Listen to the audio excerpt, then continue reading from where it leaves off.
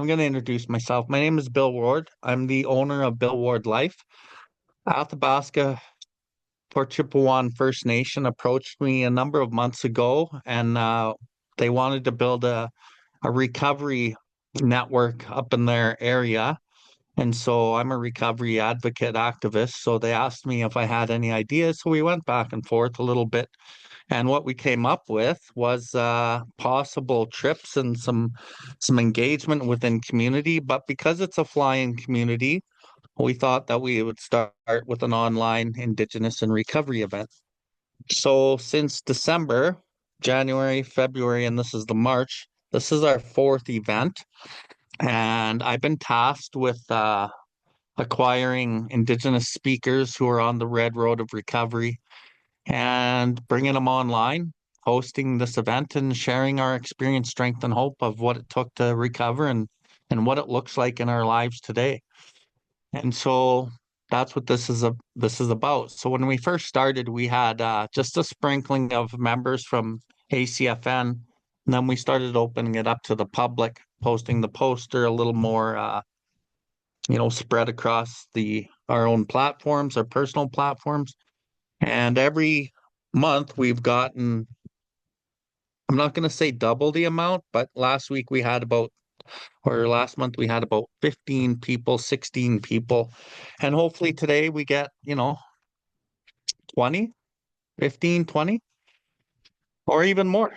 That would be nice, but it doesn't really matter. Even if one person shows up and they get that willingness to change their lives and do something different, that's all that really matters. You see that I'm in my podcast studio. I am a podcaster. I do recovery podcasting and social impact podcasting. And we're in my beautiful studio. Just show everyone. I have a whole setup of cameras and whatnot, but I use the computer for this one, for this event. And so let's get started. So the purpose of this event and what we're calling it is Culture Connection Indigenous in Recovery Mini Summit. And it's brought to you by ACFN and Billwardlife. The purpose is to help individuals, families, and organizations to better understand addiction and the spiritual malady that drives addiction and all self-destructive behaviors. Our philosophy is adhering to one person, one family, one community at a time. So for myself, as I've worked with hundreds and hundreds of people that suffer from addiction, I've found that it is a spiritual sickness. It's a spiritual malady that manifests itself into all sorts of self-destructive behaviors, addiction and alcoholism being two of the primary ones.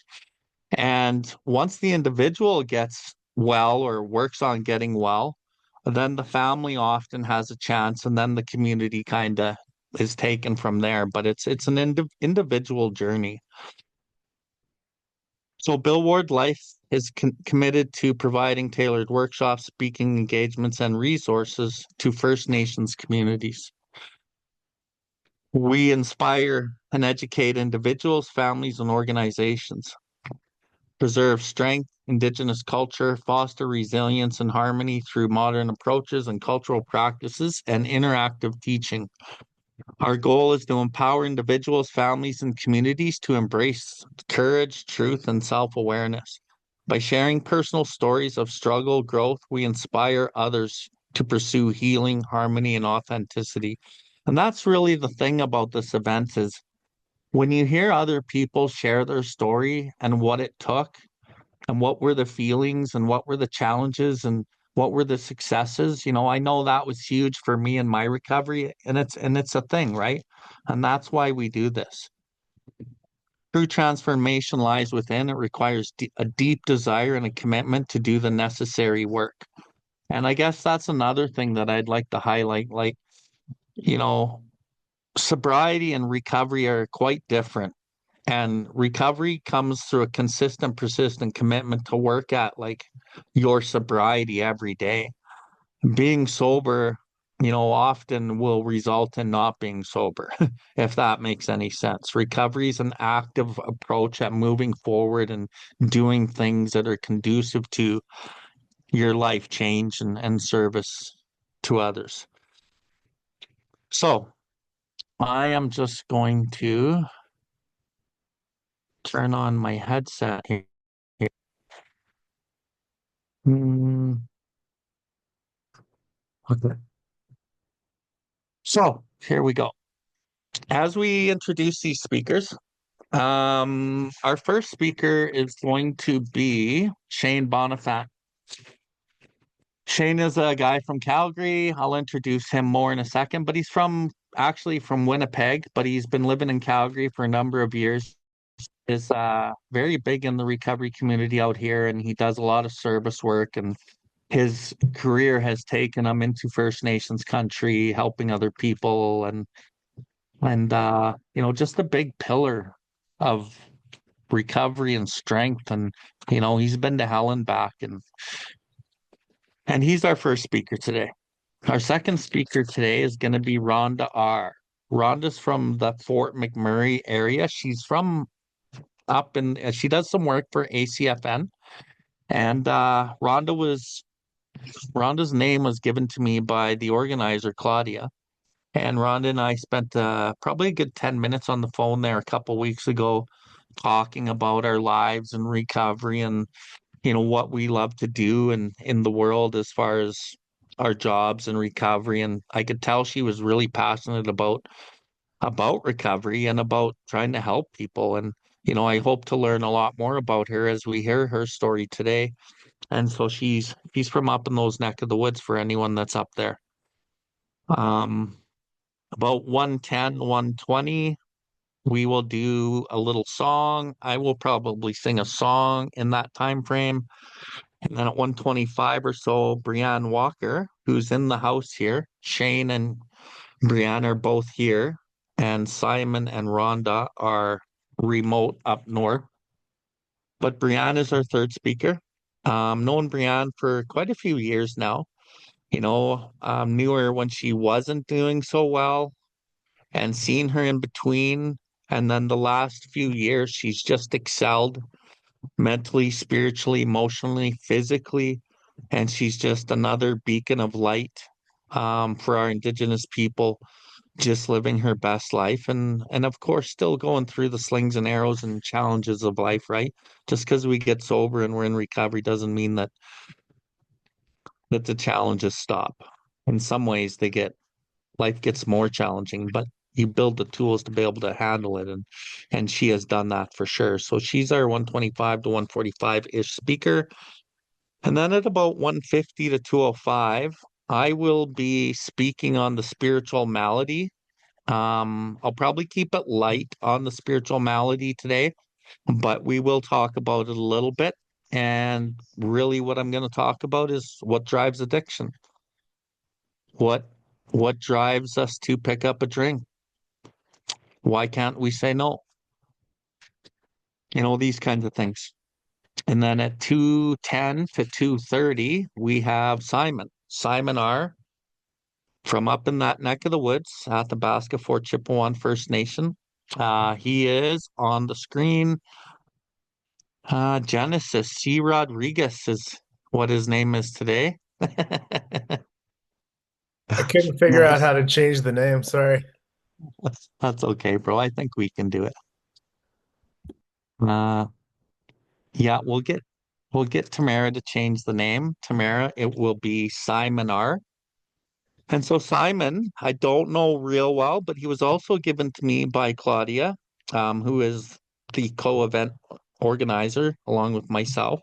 Um, in his bio, it says Simon R. is from the FMFN 468 Cree Band located in the Wood Buffalo region. He comes from a family with a history of alcohol abuse. In 2019, he admitted himself into a rehab center and has never looked back. Before he opened up the doors to leave the treatment center, he knew in his heart he would never pick up alcohol and drugs again. And so here he is, free and clear of drugs and alcohol, living a good life, and I can't wait to learn more about Simon today. After each speaker, the floor will be open to comments or questions. So if anybody on the screen has any questions about the spiritual malady that might have driven the addiction, or what it took, or what were the hardest parts, or whatever your questions might be, feel free when I open the floor to unmute and ask your questions. And if nobody asks questions, I will berate them with a whole number of questions, and we will find out more about the illness that way. And 2:45, 3 o'clock, we will do closing remarks by Claudia Simpson and myself, and I will sing a song at the end. And that's kind of what our day will look like. It should take us to somewhere around 2:45-ish, 3 o'clock. Each speaker is going to speak from anywhere from should be about 20 minutes, but sometimes it's 15, sometimes it's 25, even a half an hour. And I don't want to just shut anyone down. So, but speakers, if you can kind of stay within that 20, 25-minute range, that would be really good. So, without any further ado, let's get the show started. So, our first speaker, like I said, is Shayne Bonenfant. He's from Winnipeg. Um, he's not he's not Indigenous, but he works in Indigenous communities and he follows the red road. He looks Indigenous and everyone thinks he's Indigenous, but I know that his heart's Indigenous. And he's one of my best friends. I work with him, I hang with him, I recover out loud with him. And he's just been a shining light in our recovery community up here in Calgary, down here in Calgary, Alberta. I'm going to read his bio for the people online who didn't get a chance to read the bios. Born and raised in Winnipeg, Shayne was raised in a dysfunction and quickly took to the streets and that type of lifestyle. He was using drugs and alcohol early in his life, and it helped with the social acceptance and blotting out bad memories. Spending most of his adult life addicted, he now thrives in a sober and great life. He endeavors to help others find a path like he did, and he's very grateful today. So, Shayne, I'm gonna get you tilt your camera up just a little bit so we can see the top of your head a little better. And Shayne, you take it away, bro. Thanks for coming today.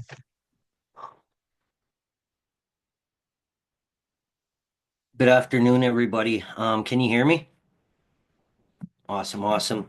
I usually open with a little prayer. So this prayer I'm saying, I'll say it in English also, but I always open with Bonjour mushum kukum nanaskamun gichimanitu. And what that means is, hello, grandmothers, grandfathers. I am humbled. I am grateful. Thank you, Creator. It's just always good for me to pay respects to Creator because that's why I am here today, able to share my stories because of my connection with my higher power. Thank you, Bill, for the introduction. Good afternoon, everybody. I'm grateful to see a couple of my supporters and everybody else on here. Thank you for being here. I'm going to try to explain my story as not in the conventional sense. When I first came into recovery in 2018, and even still today, I've had a hard time expressing myself, expressing my feelings, expressing my words, and really getting them out to people. So what really helped me in the beginning was writing poems. So I'm gonna read two near and dear poems to my heart, and I'm gonna break down those poems in sentences and things for you guys, and that will explain what it was like, what happened, and what it's like now. That's my hope, anyways. So this first poem I'm gonna read is called Chapter One. And that just explains this is the chapter one, the start to who I am, why I am, the person I am, some of the things I've been through. Here's a little chapter of my life and the way it was. 10 years old, liquor, weed, anything for a buzz. It originated from my household, all the traumas in the streets. Healthy communication was flipped 180. Try to speak, I got beat. Deep down, I know they love me. Intergenerational, it's how they were raised. Poverty, 60 scoop. They can only give what they were gave. No more hate, anger, or resentments. This is just what it is. I don't do shame, blame, I accept things. Mistakes turn to sins. Admittedly, I'm getting higher. On my power, he's taken it all away. I met a law, respect Jesus, but it's to the Creator who I pray. Serenity, I've been searching fearlessly, like a hunter in the wild. 41 years old, they call me a man. Inside, emotionally, that 15-year-old child. Till I break every last link in my chain, I'll never be free. I'ma do the work for myself. It'll take time, but y'all see. Till this next poem, pray for me and I'll do the same. If y'all didn't know, recovery took me from the loony bin, now I'm sane. So now I'm just gonna go through this poem a little bit because it talks a lot about where this disease, where my traumas, where my pain started. So that first line says, here's a little chapter of my life and the way it was. 10 years old, liquor, weed, anything for a buzz. My story starts in Winnipeg, Manitoba, in the North End. It's a poverty, predominantly Indigenous, a lot of gangs, crime, a lot of reserves from around Winnipeg, Manitoba that come into Winnipeg, live in this area that I grew up in. And my pain and trauma started from there. I grew up in a very unhealthy, toxic household. I grew up with a grandfather and grandmother. My mother passed when I was 2.5, related to alcoholism. She was looking for my father, who was a promiscuous, unhealthy, criminal lifestyle kind of man, and a drunk driver hit her. So alcohol's played a part of my life since I can remember, and I remember that story my grandmother told me that a drunk driver killed your mom. And then I grew up with my grandfather and grandmother. My grandfather was a Métis man, who drank heavily. I don't know if he was an alcoholic, but he was a heavy drinker. He drank 5 days out of the week. And with that came a lot of violence and anger and beatings, for my grandmother and myself. I think this is where a lot of the fear trauma and just abuse trauma came from. That went on for years of my life. Probably 4 or 5 years old, I can remember till I was probably 15. My grandfather acted like that towards my grandmother and me. Growing up, I hated him. I hated my grandfather for the way he treated my grandmother and the way he treated me. Like I said, he was a Métis man, but he grew up in an older era of Thunder Bay, and he didn't like natives. He didn't like me because I was part black. So I grew up with this sense of not being loved, not being liked, lost I never had an identity. I used to all my life tell people I was Aboriginal, I was Indigenous. I grew up with Indigenous since I was in elementary and until I got older. So I never had this sense of identity. And I think it was due to my grandfather being racist and calling me a little nigger.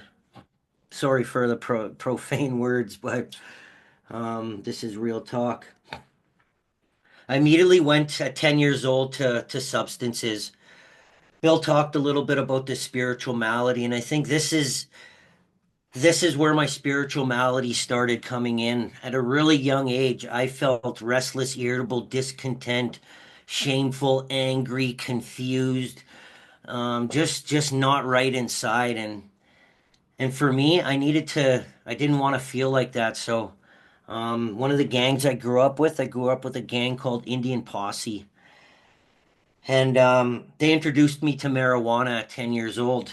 One of the friends I grew up with. And from that first time I smoked marijuana, I loved the feeling. I didn't feel scared. I didn't feel confused. I didn't feel all those fudged up emotions that I felt most of my life growing up. So I really liked it. It took that those fears and that negative feelings from me.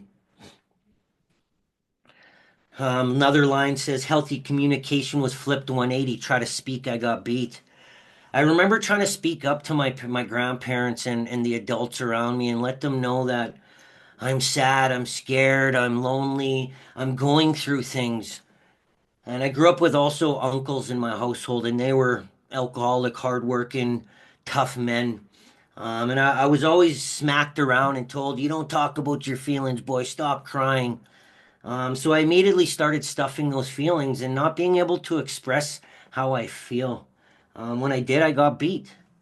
So I knew, don't be honest, don't be open, don't let people know how you're feeling, or you're gonna get beat, and it's a wrong thing. So I think another sense that's where my these behaviors and these things I learned a lot of these negative things that carried on through my adulthood when I was a child.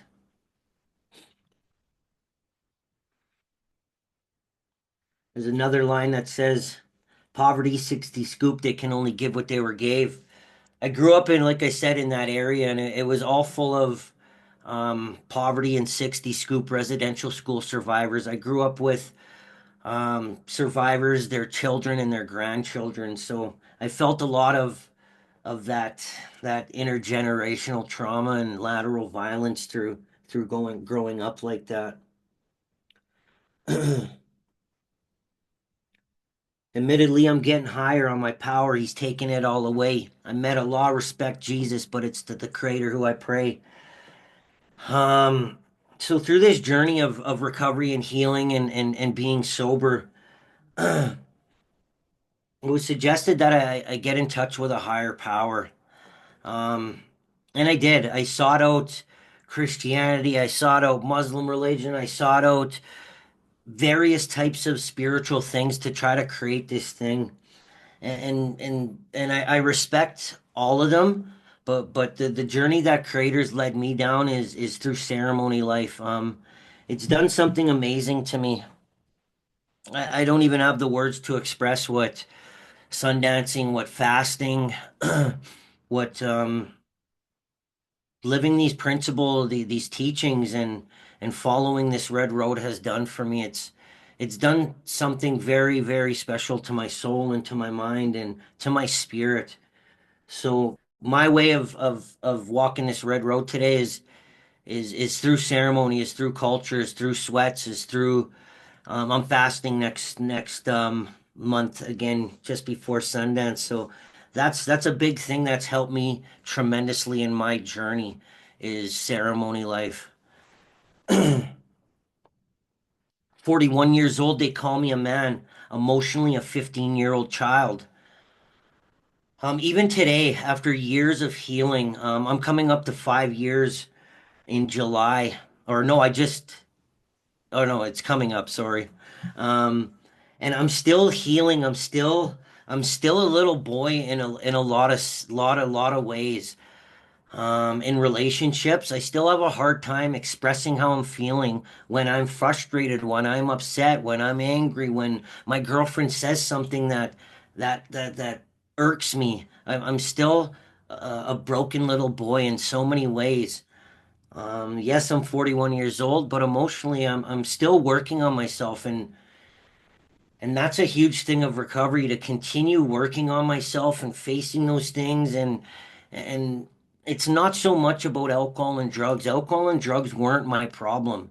I have a deeper problem. Bill touched on it. It's that spiritual malady, it's the behaviors, it's the values, it's the ideas, it's my character defects. It's how I don't know how to handle things and how I act out unhealthy and toxic and judge and resent and blame.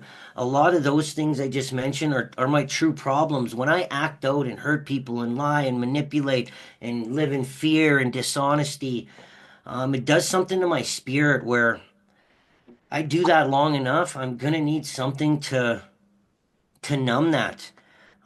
Creator is inside of all of us, and when I continue living in those unhealthy, toxic behaviors and environments and doing those things, I have to get high or drunk. Like alcohol and drugs are but the symptoms. So those deeper things, those emotional things, those people, places, and things, are truly the things I have to work on today. If Kill this next poem, pray for me, and I do the same. If y'all didn't know, recovery took me from the loony bin, now I'm sane. So that's a powerful line. Recovery did take me from the loony bin. I've been in psych wards because of my drug abuse. I've been in hospitals because of being beat. If y'all can't see, I'm missing a tooth. My nose was broken. I've been stabbed various times because of that lifestyle. That's what that lifestyle brought me. It brought me pain. It took away everybody and everything I loved in this life. So mentally, I was clinically probably insane from all the drugs and all the things I've been through.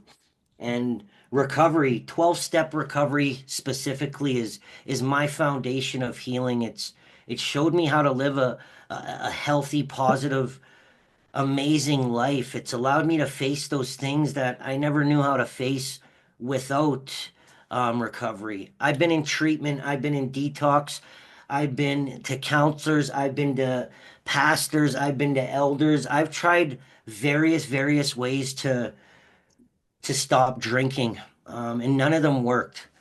But the 12 steps has worked for me, and it's allowed me to create this amazing life. It's allowed me to focus on emotional recovery and emotional sobriety. And that's a huge thing. I don't know how much time I have left, but I'm just gonna read this last little poem, and I think that's probably close to 20 minutes. So this one's called We Understand the Struggle. And if you're new to recovery and you're listening to this podcast, this one is specifically for my new brothers and sisters out there. It's called We Understand the Struggle. This is to the newcomers. Brothers and sisters, we want you to live. I hope it's your time to surrender. No pity, compassion is what we give. This life is like no other. Word, I want you to feel it too. It's the promise in the 12 steps. You put the work in, you won't lose. You may not believe in God, but word, the devil ain't your friend. Higher power gave me this message because he loves you to the end. All the dirt that we did, he picks us up, washes us off. Different tools for the job, 12 by 12, big books like a mop. We're always here when you're ready. We don't want you to feel that pain.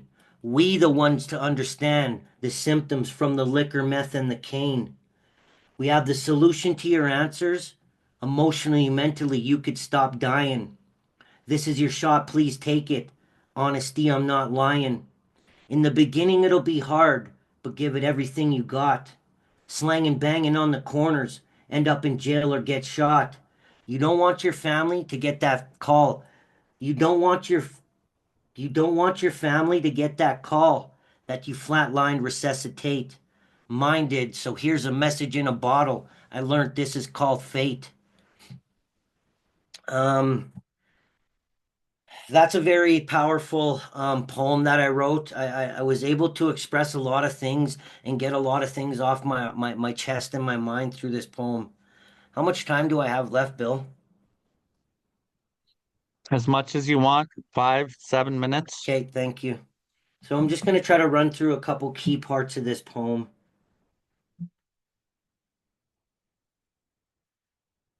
This is to the newcomers, brothers and sisters. We want you to live. I hope it's your time to surrender. No pity, compassion is what we give. So that line kind of, I knew immediately that I had to surrender. I had to surrender to all the fucking shit I thought I knew.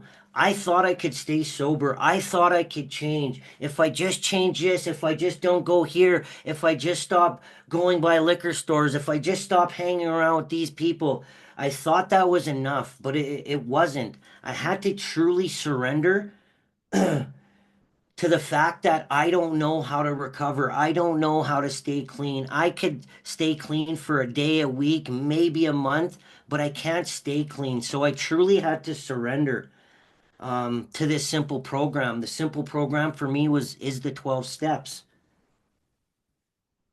But I'm also open to other modalities and whatever ways we find.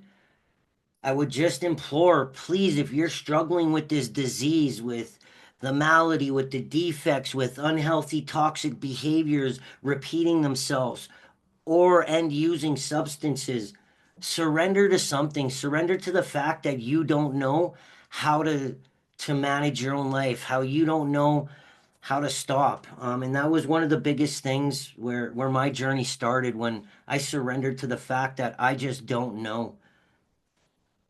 No pity, compassion is what we give. We have no pity for you guys, for all the new people. We will give you compassion. We are the ones to understand. The big book says any message which can hold and interest another alcoholic must have depth and weight. And that depth is, we've lied, we've stolen, we've hurt our family, we've went to jail, we spent all our money, we became homeless. We know each other, and we're gonna love each other like no other counselor was able to connect or love me. It's the promise in this journey. You put the work in, you won't lose. I promise you, if you're still drinking, listening to this podcast, I promise you, you never have to use or drink again. But it's going to take you surrendering. It's going to take you seeking and never giving up. Whatever route you find, never give up. Because for me as an alcoholic addict, I had three options: jails, institutions, and dying. I've been to jail, I've been to many institutions, and I've OD'd a few times. But Creator has a plan for all of us, and if you're here today, He wanted you to be here. There's different tools for the job. 12 by 12 big books like him up. Those two books have helped me tremendously. Learn how to live a healthy life. Learn me everything I faced in recovery: deaths of very close family members, unhealthy, toxic relationships, this old broken boy that still comes up in within me, um, negative jobs, everything, anything I was faced with in these years I've been around, I've been able to solve through the 12 steps, through the Big Book of Alcoholics Anonymous, and through reaching out and being vulnerable to somebody who's in recovery, or somebody who's healthy. I'll just end with this. You don't want your family to get the call that you flatline resuscitate. Mine did, so here's a message in a bottle. I learned this is called fate. So just before coming into recovery, my family got a call. I was living and sleeping in the DI shelter. My family got a call that I flatlined and that I overdosed and I was dead. My family sat with that thought for 2 weeks before they actually got a hold of me. And that crushed me. That was really a big catapult for me to start changing and surrendering to healing, to recovery, to ceremony, to whatever way I had to. Because that's a promise. If I kept using, I was gonna die. So I pray and hope your family doesn't get that call, and I pray and hope that you give recovery everything you got. And like I said, not even about alcohol and drugs, but about the emotional side of recovery. That's what the 12 steps in the Big Book and my Creator has done for my life. So if you're new to recovery, I'm very grateful you're here. If you're coming back, thank you for coming back. There's too many of us out there dying. I just had in the last year 3 sponsees kill themselves in OD because of this disease. So I'm grateful that you're coming back. And if you're struggling with alcohol, drugs, everyday life issues, there is a solution today. I found it in ceremony. I found it in culture. I found it in the Big Book of Alcoholics Anonymous. And I found it by seeking my Creator's will for me today. So thank you for allowing me to share and hearing my experience and listening to my poems. Very grateful and honored to be here. Hi, hi. Hi, hi. Thank you, Shane. Don't go anywhere. Does anybody have any questions for Shane? Any comments for Shane?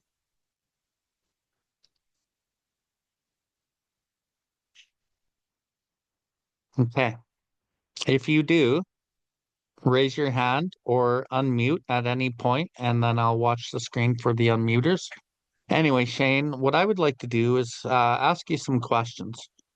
Um, I remember you when you first came into recovery, and You had kind of bounced around a little bit, not not kind of like staying on the path, falling off, coming back, falling off, coming back. What was that like?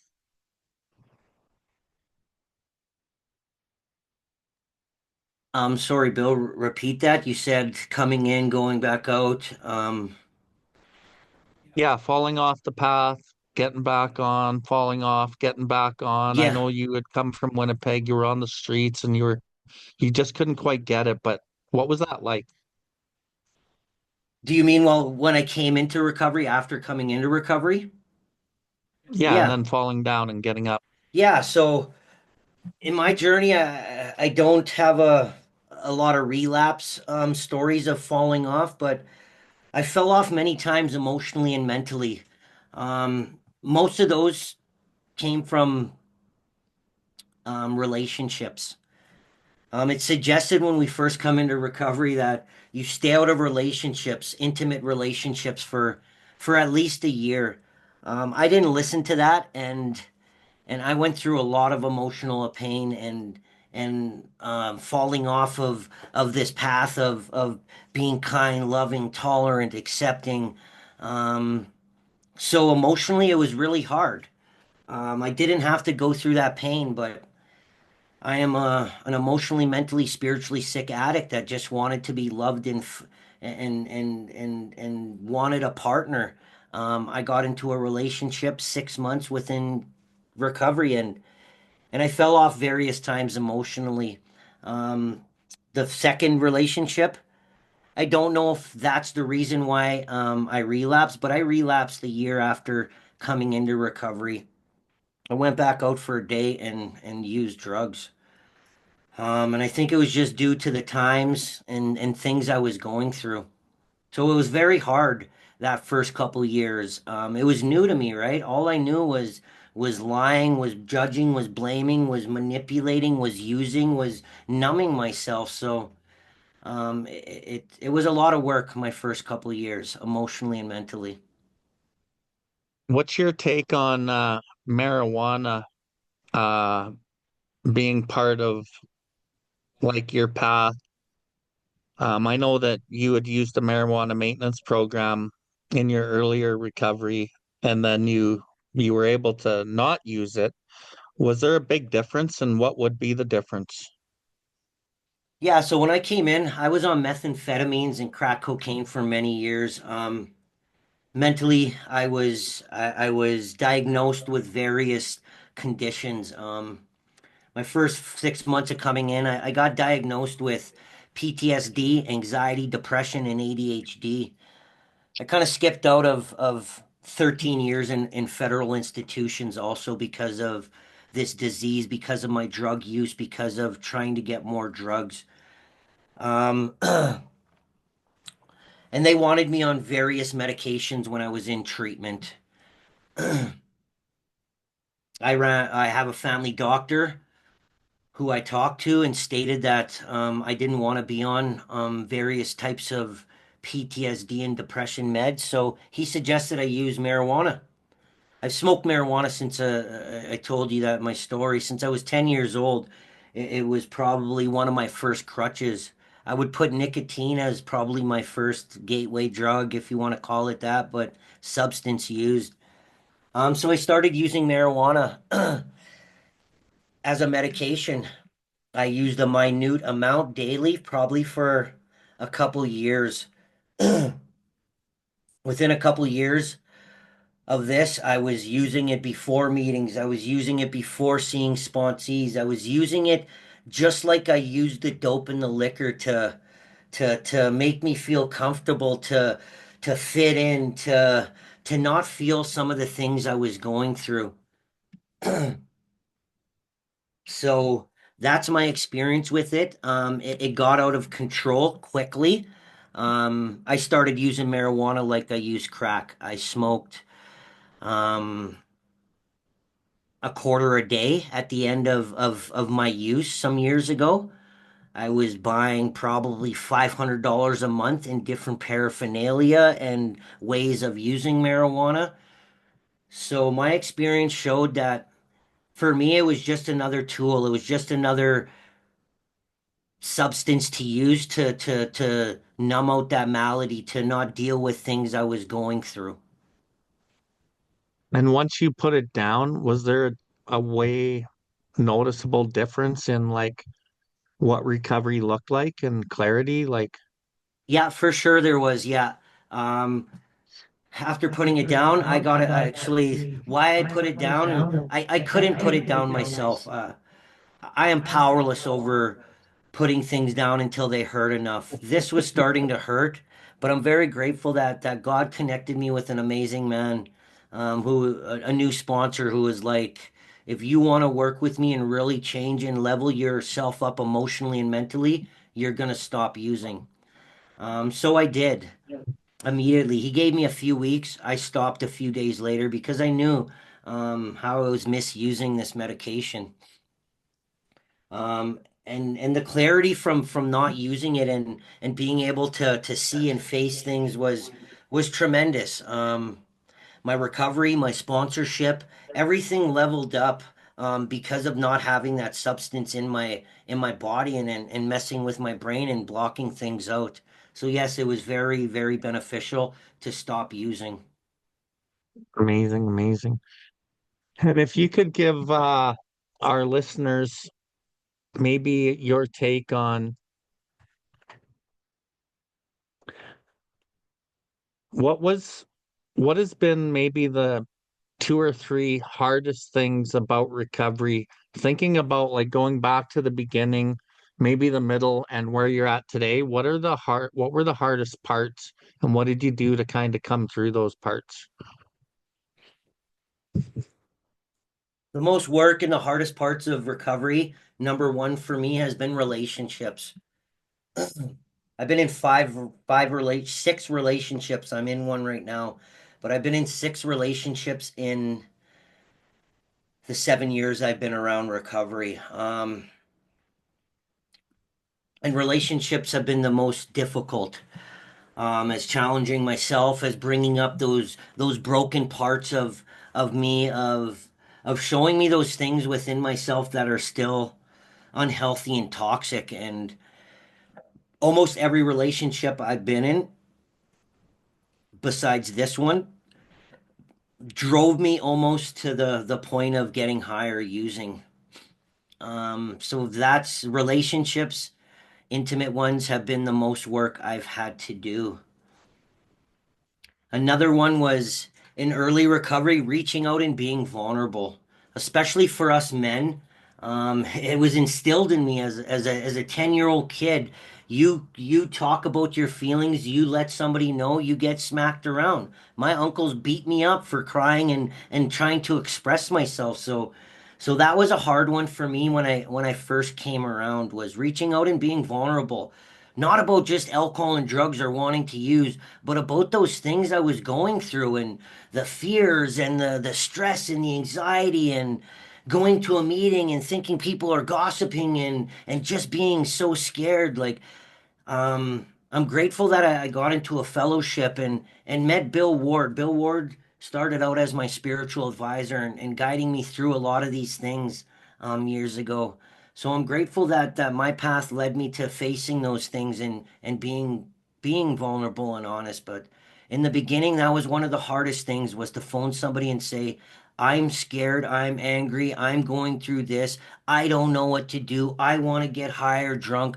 Fucking please help me. That was one of the hardest things I had to face when I came in. Yeah, bro, that is one of the hardest things I ever had to do was learn how to pick up the phone and say the same thing. It's like, I don't know what to do. I think a lot of like people in recovery and in the world really, they think they should know what to do. And especially when we come into recovery and we start living a sober life, like I didn't know how to live life like this. I didn't know what it was like to, you know, try to wheel a new woman sober. I didn't know what it was like to communicate without dishonesty. I didn't know what it was like to, go get a job and be like really honest. And I didn't know how to do these things. And I think that's a huge message that we carry to the people today is don't think you need to know anything because the less you know, the better off you are. The more that you ask for help, the easier it is. But the pride and the ego and the pain sometimes is so thick, it just makes it so hard to like bust through those old defense mechanisms of being seen. And through the really being seen, the intimacy, right, into me, you see, which is vulnerability. You talk to somebody and you let them in. But a lot of our people have been hurt and they don't trust, right? So trying to give them that opportunity to reach out and trust, it's important. Anyway, Shayne, I really appreciate your words and your poems today and coming by and doing doing the service you always do. And why don't you end this little session off with a quick little song and then you can camera out and we'll get into our next speaker, Rhonda. Thank you, Bill. So thank you guys for being here and hearing my story. I'm very honored and grateful to share my experience with you. You may not have resonated with everything, but I hope one thing touches you and gives you a little hope that we can overcome these things that we're going through and yeah, get through them. I'm going to be singing the Bear song. This is a beginner song. This is one of the first songs I learned in Winnipeg, going to ceremonies with one of my best friends, the Shayne family. And this is the Bear songs often symbolize strength, leadership, family, and connection to the natural world, with the bear representing a powerful, visible protector of the people and a source of medicine and knowledge. I really love this song. So here it is. Way-oh, way-oh-ho, way-oh, way-oh-ho, yeah, way-oh, way-oh. Way-oh, way-oh-ho, way-oh, way-oh-ho, yeah, way-oh, way-oh. Yeah, way-oh, way-oh, hey-oh, way-oh, way-oh. Yeah, way-oh, way-oh, hey-oh, way-oh, way-oh. Manitou makwa gabe na guze. Manitou makwa peje wesh mishena. Oh, oh, Yahweh, oh, Yahweh, Yahweh, Yahweh, Yahweh, Yahweh, Yahweh,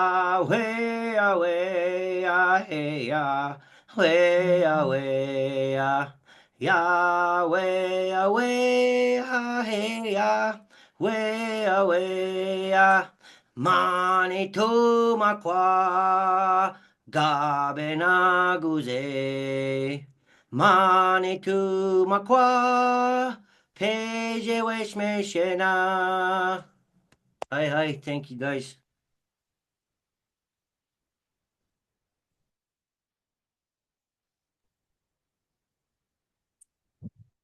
Thank you, brother. Thank you. Good song. Beautifully sung. Shayne is a second year sun dancer. He's been a Scapio now for many years and he's really following the path, the red road, and he's come a long, long ways. Thank you again, Shayne. So next we have somebody that I've been really interested in learning more about since we chatted on the phone last couple weeks ago. Rhonda R. I'm going to read her little bio. As a Métis woman in long-term recovery, Rhonda has survived suicide and domestic violence while navigating a life managed with mental illness and chronic pain. Her healing journey is rooted in holistic approach, embracing balance between spiritual, mental, emotional, and physical aspects of well-being. She has maintained an abstinence-based recovery since June 15th, 2015. And her deep connection to her Métis culture has been one of the main reasons she continues to live clean today. And it just reminded me, June 15th, 2015. So she's coming up on 10 years. And my 10th year birthday is actually today. So I'm 10 years clean and sober today. And Yeah, it's a big one, man. 10 years, 1 decade of no drugs, no booze, no mood or mind altering substances. And I went and worked out this morning at like 5:30, and I did the whole workout with my buddy who's got 19 years, and he's mentoring me in the physical health department. And I forgot about my birthday today. And then I got home and I called him and I said, "Bro, forgot to tell you." So anyway, I'm a little proud of that today. So thank you, and couldn't have done it without Creator.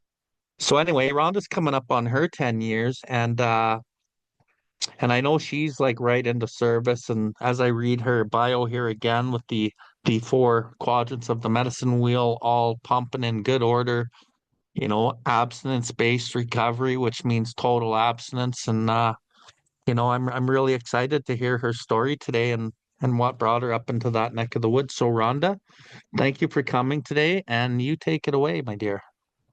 Perfect. I'm Miranda. I'm just going to turn my camera off because where I live in Fort McMurray, it'll get choppy. So I'm just going to shut that off. Oh, if it will let me. There we go. So I identify as an addict in recovery, and my name's Rhonda. I'm really grateful to be here. And Bill, congratulations on 10 years. I'm going to assume you went through a lot in those 10 years and stayed on the path. And thank you for Shayne, who shared before. I'm coming up to 10 years. And when I look back to 10 years ago, life was very different. It was different. I couldn't. So what it was like is my son was 17, living with me, and I couldn't keep a roof over our head. I had left a very violent relationship, just abusive in every way. And I couldn't keep a roof over his head. And that's where it took me. My last time using my drug of choice, which was cocaine, I was actually in a trap house, and like my friends were working in there, and I don't know what it was, but I found myself at home. I was in a situation I thought I would never be in. And my higher power came through and took me home, but I wasn't done yet. And alcohol wasn't an issue for me until I drank. Then it was an issue. So I never enjoyed drinking, but it was the first drug I picked up, and it was the last one that I used, and it always took me to a really dark, scary place because I would black out, not remember anything, wake up with bruises, holes in the walls, and no recollection of what I had done. And I just couldn't figure out like what was wrong with me and why couldn't I stop, and how did my life get here? And poor me, I was such a victim. And I was a victim. I was a victim of childhood sexual abuse in my home for a very long time. And in all of my 3 relationships I've had as well. A domestic abuse survivor, again, all 3 relationships I've been in. I was abused financially, sexually, mentally, physically. I'm forced to do things I didn't want to do. And I thought something was wrong with me because that childhood abuse had left me feeling like I was dirty, unlovable, nobody could see anything. And like I saw no other way except suicide. And I was on medications as well as using very expensive drug habit at the end. And I tried to overdose multiple times. I even wrote my son like a letter, and like I'd be so mad when I woke up, like, why am I here? But since I've come into recovery, since June 14th was the last day kind of, I was under the influence. I haven't attempted to kill myself. And that tells me a lot about recovery. I was an overachiever in school, excellent grades, usually at the top of the class, but it was never good enough for myself. I always needed to do more, have more. It was like I was trying to prove to myself or maybe other people that, I was good enough, right? And, one of my sayings is that, I'm good enough at everything that I think I'm not. And I tell that to people because I got a handful of people in this meeting that are just so like near and dear to me and share their recovery with me and everybody here today. And I didn't do this alone. I didn't learn these things alone. The program I choose is a 12-step program, and Narcotics Anonymous is what makes the most sense to me. I share the same sentiment that I am open to other pathways of recovery, and I have friends in other pathways of recovery. And, it's not a competition, right? It's whatever works for each individual person. And I was told to listen and take what would work for me, and leave the rest. So I didn't have to believe everything I was told, but I was told a few things that I didn't like. We talk about that gift of desperation. Like, I was desperate because I wasn't living and I wasn't dying, and there had to be a different way. And I found that, I went actually to both, I went to AA as well in my first 2 years of recovery. And I was just seeking, right? Like seeking like a message that it could work for me too. And, in the program I'm in, we talk about like we have one promise, and the promise is freedom from active addiction, and the message is that there's hope, right? And I've heard hope, like hang on, pain ends. It's been 10 years, the pain still comes. I also I've needed to seek outside help because there's just some things that I don't go into a meeting and share or don't openly share, I guess, with people. And, through that, it's addiction counseling, psychiatry, trauma counseling, and I'm back in EMDR counseling or therapy again, because having a diagnosis of PTSD impacts my life on a daily basis, anxiety disorder as well. And, for years I suffered in recovery because I was told that if I took medications, I wouldn't be clean. And then we came out with a pamphlet called Mental Health in Recovery. And it says in that pamphlet, it's new, like in the last year, that if you are taking medications as prescribed by a doctor, that you are clean. And, I struggled for a long time listening to people's opinions.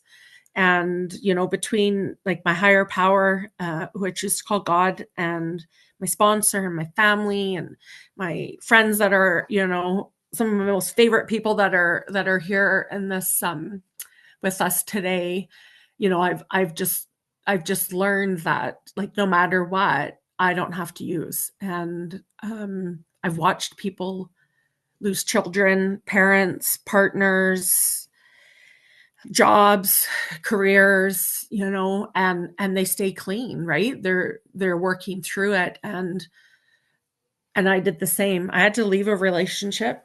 I've pretty much remained single the whole time in recovery. Definitely no serious relationship. And, it still affects me today. I still work on, the separation from that 17-year relationship and the impacts of it. And I had to learn how to love myself, definitely, before I could love anybody else. And, my first sponsor said to me, she said, Rhonda, we're all afraid, that people won't like us. And you're afraid that people will, because I have this guard that I put up still. And I have people in my life that check on me and say, let's go to a meeting, or, let's go to a movie. and do all those things. And today life's very different. Like today, my home is a safe home. I'm not going to be abused in my home. I have 2 dogs, that love me very much. And, I was told that when you feel bored in recovery, that's called serenity. And I have serenity today. I had to find out why I used drugs and I used drugs to forget. And, I have attention deficit disorder, and that's why I chose stimulants, right? Because the stimulants made everything stop for me. And then I had to find other ways for it to stop when the flashbacks come, or when I'm in my head and the shitty committee's talking to me, that I have these things to do. And that's where culture comes in for me. I had the privilege of working at the Indigenous treatment center here for a while, and we would check in mentally, physically, spiritually, and emotionally with the clients and the staff every morning. And I continue to do that, when I'm out of balance. Like, what am I not giving myself? Halt. Like, am I hungry? Am I spiritually hungry? Am I, emotionally hungry, mentally hungry, or am I actually hungry? Like, is my stomach growling? And to do that. And am I angry? And then why am I angry? Is that in my control? In treatment, I went to Aventa in Calgary. It's a women's trauma program. I highly recommend it for any women. They told me that I could surrender the things that I can't surrender, because there were some things that I just couldn't forgive, or I just couldn't talk about, and that I could accept the things that I can't accept and just put them to the side, as I went through my step work and my therapy. And, I just finished a set of steps, my 3rd set. And the stuff that I thought I'd never talk about, I talked about, and I shared it with my sponsor. And she just listened and let me cry and worked through it with me. Like, I don't have to do this alone. Through like Indigenous artistry, I guess I'll say, beading and sewing, and teaching other people how to do the same, I've just found this deep connection with that fire inside of me. That little girl inside of me is awake. She's not rattling the cage to get out anymore. I know how to nurture myself. And when I don't, I have friends that will nurture me. I've lots of friends. When I was using, I had a few friends, right? And, now I could go anywhere in Alberta and I will know somebody in recovery. Actually, across Canada, I'm active in service work in the program, and it takes me places. I get to hear that, it's the same everywhere, that I'm not so unique. I'm like everybody else. I have some humility today, that I'm not, better or worse than anybody else. And, sometimes when I'm struggling, what I look at is, what am I not accepting? In the big book, actually, I think it's on page 417, it talks about like acceptance. And I always think when I'm struggling, I'm either not accepting myself, somebody else, or a situation exactly as it is in that moment, trying to control the situation or control my emotions or feelings or stuff them, with my binge eating disorder that surfaced out of recovery. And, all as I know is that I get up and I pray to my higher power, and I write a gratitude list faithfully for the last 3 months, and I do what I need to do for my chronic pain, with medical support, as well as physio and massage. And, today's today, I don't want to die, right? I don't want to take my life today. Today I want to live. I have a lot to live for. I'm not in situations where I'm walking out of a door and a drug raid's happening and I have a gun to my head.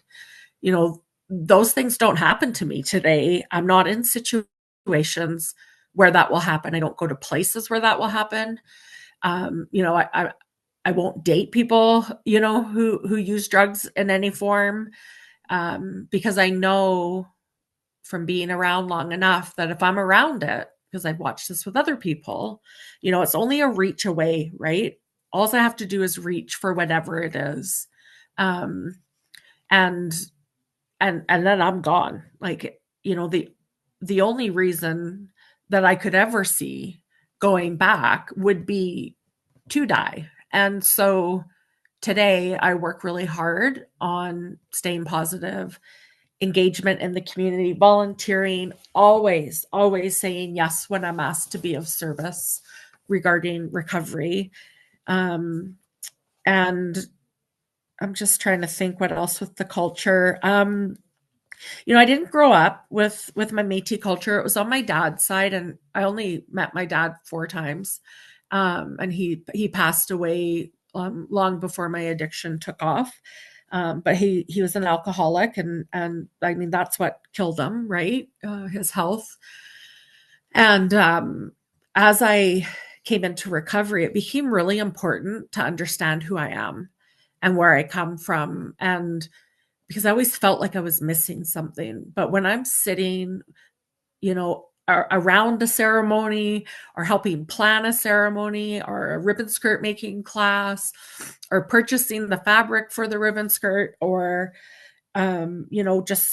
just being around, I'm going to say pretty much any Indigenous culture, I feel fully connected. I feel it in my soul. And I don't attend a lot of ceremonies specifically because I was told that you need to be careful who you go into ceremony with. What's the intention and were you invited? And every time I've been invited to a sweat in 25 years, I've been on my moon time and not able to go.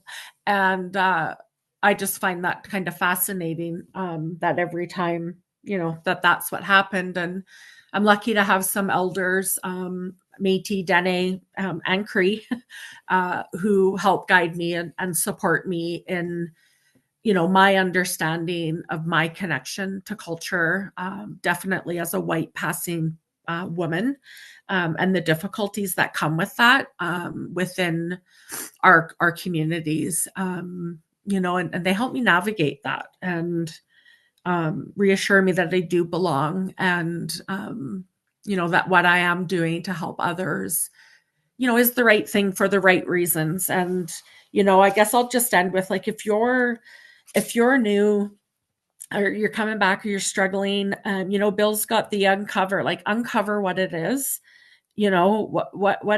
what's the reason, and then, discover what you need to do and how to get through it. And that's where recovery comes in, and like, I don't look back very long anymore. I look forward and what's the next right thing, or what's the next project that I'm going to work on. And so, thank you for having me. And, I wish everybody, a good journey and, don't give up no matter what. And don't pick up no matter what as well. So thank you for asking me to be here, Bill. Awesome. Yeah, thank you for being here, Rhonda. What an amazing journey you've been through. Ah, yeah. I just want to touch on a couple things that you were talking about. When I introduced it, I talked about the abstinence-based recovery, and I'm of the take also, like, if it's prescribed, you know, then that's part of the deal, right? Like, if it's prescribed by the doctor, and that includes marijuana, right? We were just talking about marijuana, but there is a lot of guilt and it's it's a hard part of recovery to navigate because, we're talking about being clean and sober, and some people are still on, whatever meds they're on. And, you know, sometimes it causes like feelings inside, that those feelings push us back to using substance, or they push us further down into depression, anxiety. So in some ways, and in some ways, like, recovery is very judgmental too, because of the way that it's kind of structured. But I just want to, like, let anyone know, like, it's okay to be on what you need to be on, and start the journey and move forward, because the journey of healing has to start somewhere. And we can't be judging people for these types of things, because most of us have been judged by ourselves our whole lives, and that needs to stop. And it doesn't stop right away because of the external judgment. We won't let it go. But if we can stop the external judgment, we can come to our own uh acceptance, and move through these things on our own. So that was an important thing that I thought you touched on, and thank you for that. A couple other things, when you talk about your Indigenous artistry, and I know in the world today, including our Indigenous, like, cultural stuff, and then other non-Indigenous cultural aspects of artistry or creativity, it's typically called art therapy nowadays. And I've worked in some nations where they're doing art therapy classes and whatnot. And I've always been a little annoyed at the word art therapy, because in our culture, it's creator. The word creative has creator in it. And when we tie into these beading and these paintings and the carvings and the things that we do, that's like the creator part kind of coming out of us. And to me, creator is full of love. So that's the loving part of ourselves, like, coming out. And you talked about that it nurtured you and that it helped heal you. And I wanted to ask you, did you notice, like, did you notice this over time, or did you notice it right away, that when you would get into those spaces and do these things, that it would kind of give you that peace and serenity, or did it take you time to kind of realize that? Well, so it goes back actually before I got clean.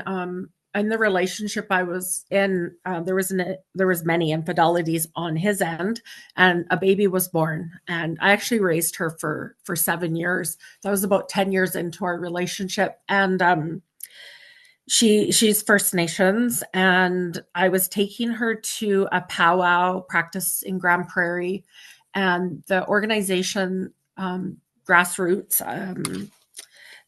I went on the board, and kind of got involved, but it was through me taking her, that I felt it. And when I would watch her dance, even today, when I watch videos of her trying hoop dancing, and I made her regalia and her moccasins, and my mom, like, gloves, like, just a whole bunch of stuff. And I put it down for quite a while, because actually people telling me I shouldn't be doing it because I'm white. And, I kind of listened to them, but I always felt like I was missing something. And when I moved to Fort McMurray, I was a year clean.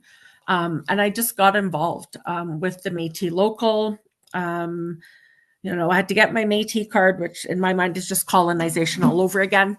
But I noticed it before I got clean. So yeah, and it just gets stronger as I go. That's beautiful. And many people on the screen, including you, don't really know my story.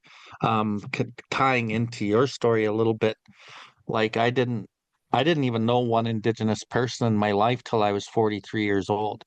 I did not want to be Indigenous, and I tried everything. And it wasn't even like I consciously did this. This was all unconscious patterning and guilt and shame. But finally at 42, 43, I started on my journey of recovery. I went to a powwow, heard the powwow drum, felt it in my bones.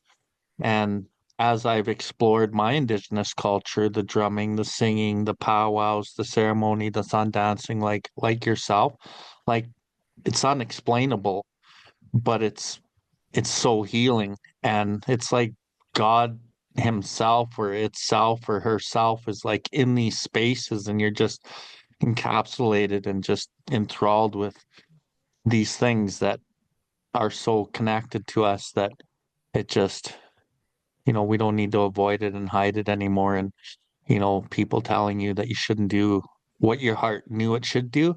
And then you finally overcoming that and just accepting that as part of yourself. Like, that's such a beautiful thing. It's so difficult to do though. Okay, like the resistance of that for the years and hearing other people's judgments that took a while to break through, eh? Yeah, and just to comment on the medical thing is like I came off medication when I came into recovery because I misused it. But like I didn't go on medication for like 5.5, 6 years because I listened to other people and I suffered. I suffered greatly. There are some things that need to be medicated mental health wise, like to live a life worth living. And that's why I don't want to die today because that's taken care of. Right. So, I just wanted to touch on that. And, I follow the program and what the literature tells me, what my heart tells me, what my family, higher power, and the elders, and around me, and I follow what feels right today, not what other people think I should be doing. Beautiful, beautiful. And the last thing before I open the floor to some questions, and if you guys have any questions or comments for Rhonda, once I'm done this little piece here, then feel free. You had mentioned that your dad died from alcoholism. Was he full blood? No, it would have been his great grandpa, or sorry, grandma, who was Yeah. full blood. Yeah. And just like I travel to First Nations communities as part of my career. I go all over Western Canada and a little bit into Ontario I've been, but I work like on the front line in the nations, meeting the people, meeting the elders, the families, the kids and the grandkids, and I see the devastation of alcoholism and addiction and the spiritual sickness and all the things in our communities, eh? And it's really, really sad. And growing up here in Calgary, and like you hear the odd thing about like what happens in our communities, but you have no idea until you're in the community and you spend time in the community and you see these things. And like it's like alcoholism and drug addiction and the malady are rampant in these communities, and it's very common for our relatives to pass of drugs and alcohol. And can you speak to, and I know there's reserves getting better and there's a big movement for health and like honoring culture, ceremony, and doing the work, but it's a long road. Can you speak to maybe how bad it is and what good things are happening that you've seen? Yeah, I could do that. So, like through my profession in the nonprofit sector, and I actually have my own business now, so I get contracted to do things with nonprofits. And I actually go to Fort Chip often and teach suicide intervention. So, in that space, in those conversations, the stories that are shared, by elders, youth, like whoever's attending it. It just sounds like so heavy and devastating, like lots of suicides, not just in Fort Chip, in Janvier, and overdoses, and you never know, like nobody actually says that, right? But you kind of know that that's what's happening, and you see them again a year later. And what I find here in the communities is there's just such perseverance just to keep going and keep trying. And the first time I went up there and taught suicide intervention, there were 6 people who attended. I just went, we did 2 back-to-back, 44 people that now have the more comfort to talk to somebody through suicide. And I think the more that stuff like this happens, specific to how does culture play a role in recovery, is super important. There's also the beautiful side of the community events and the help that that they give to elders, and lifting up youth in their communities, and celebrating the successes of whether it's graduation or getting awards, that's really starting to happen. And Fort Chip having their Heal Fort Chip and all the beautiful things that are happening up there, I think it looks brighter in the future, or less heavy, to have different things that they can attend or go and share in a safe space. So Beautiful, beautiful. And yeah, and I see that as well. A lot of the communities I'm working in, there are some big hearts, and chief and councils are, letting the department spend the money that they need to spend, and doing things a little differently. And one of the big things that I do is I try to think out of the box, and bring programs that are not normal, and they seem to be, people are buying in. That's why I'm so busy. But yeah, we're trying, and it's a long road. But thank you for everything that you do, and for sharing your story here today. And hopefully we can stay connected, and keep building. I just want to say again, this event is being spearheaded by ACFN Athabasca for Chippewa First Nation. They wanted to help their people and spread the message so people know that there's a way out. And this was one way that they could do it. These sessions will be going on their website. They also will go on my YouTube channel. My YouTube channel is Billwardlife. So yeah, big shout out to ACFN and Claudia Simpson, who's online here, I believe, and all the hard work that that nation's doing to try to help the people also. So anyone, any questions or any comments for our last speaker, Rhonda? Floor is open.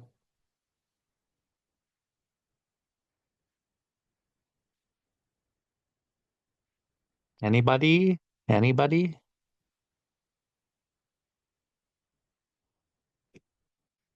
Okay. I guess there's our answer, Rhonda. I'll But say I some just things. go for it, Elvis. I just wanted to say I'm grateful for you as a friend, um, for a person that gives without wanting to receive anything back, except connection. Um, I look up to you as a mentor, and somebody that I could want to be like, in a way.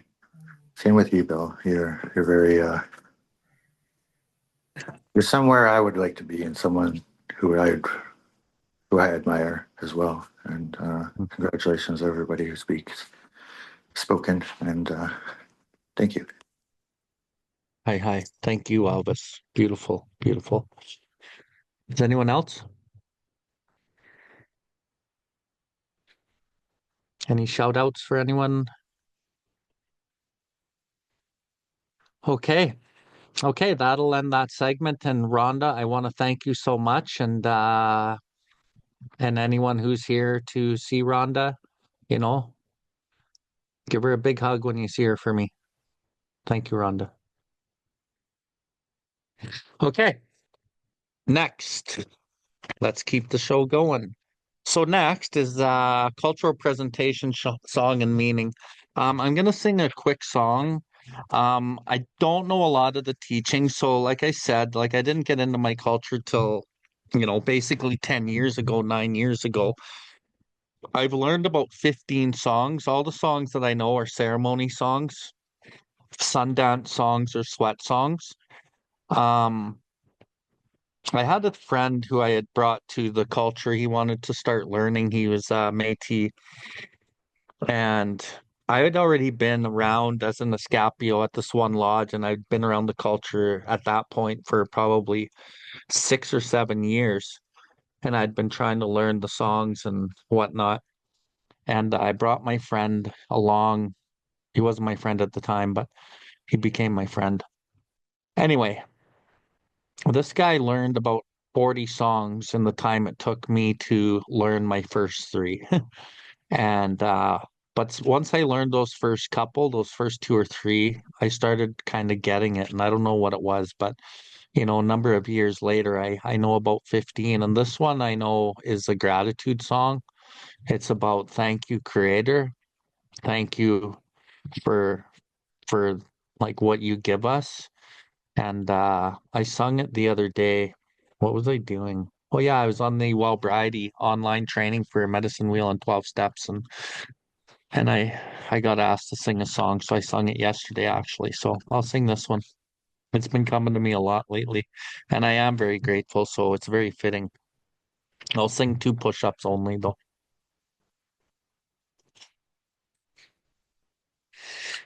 Hi nipmusun. Hi nipmusun. Gakde oteya ota.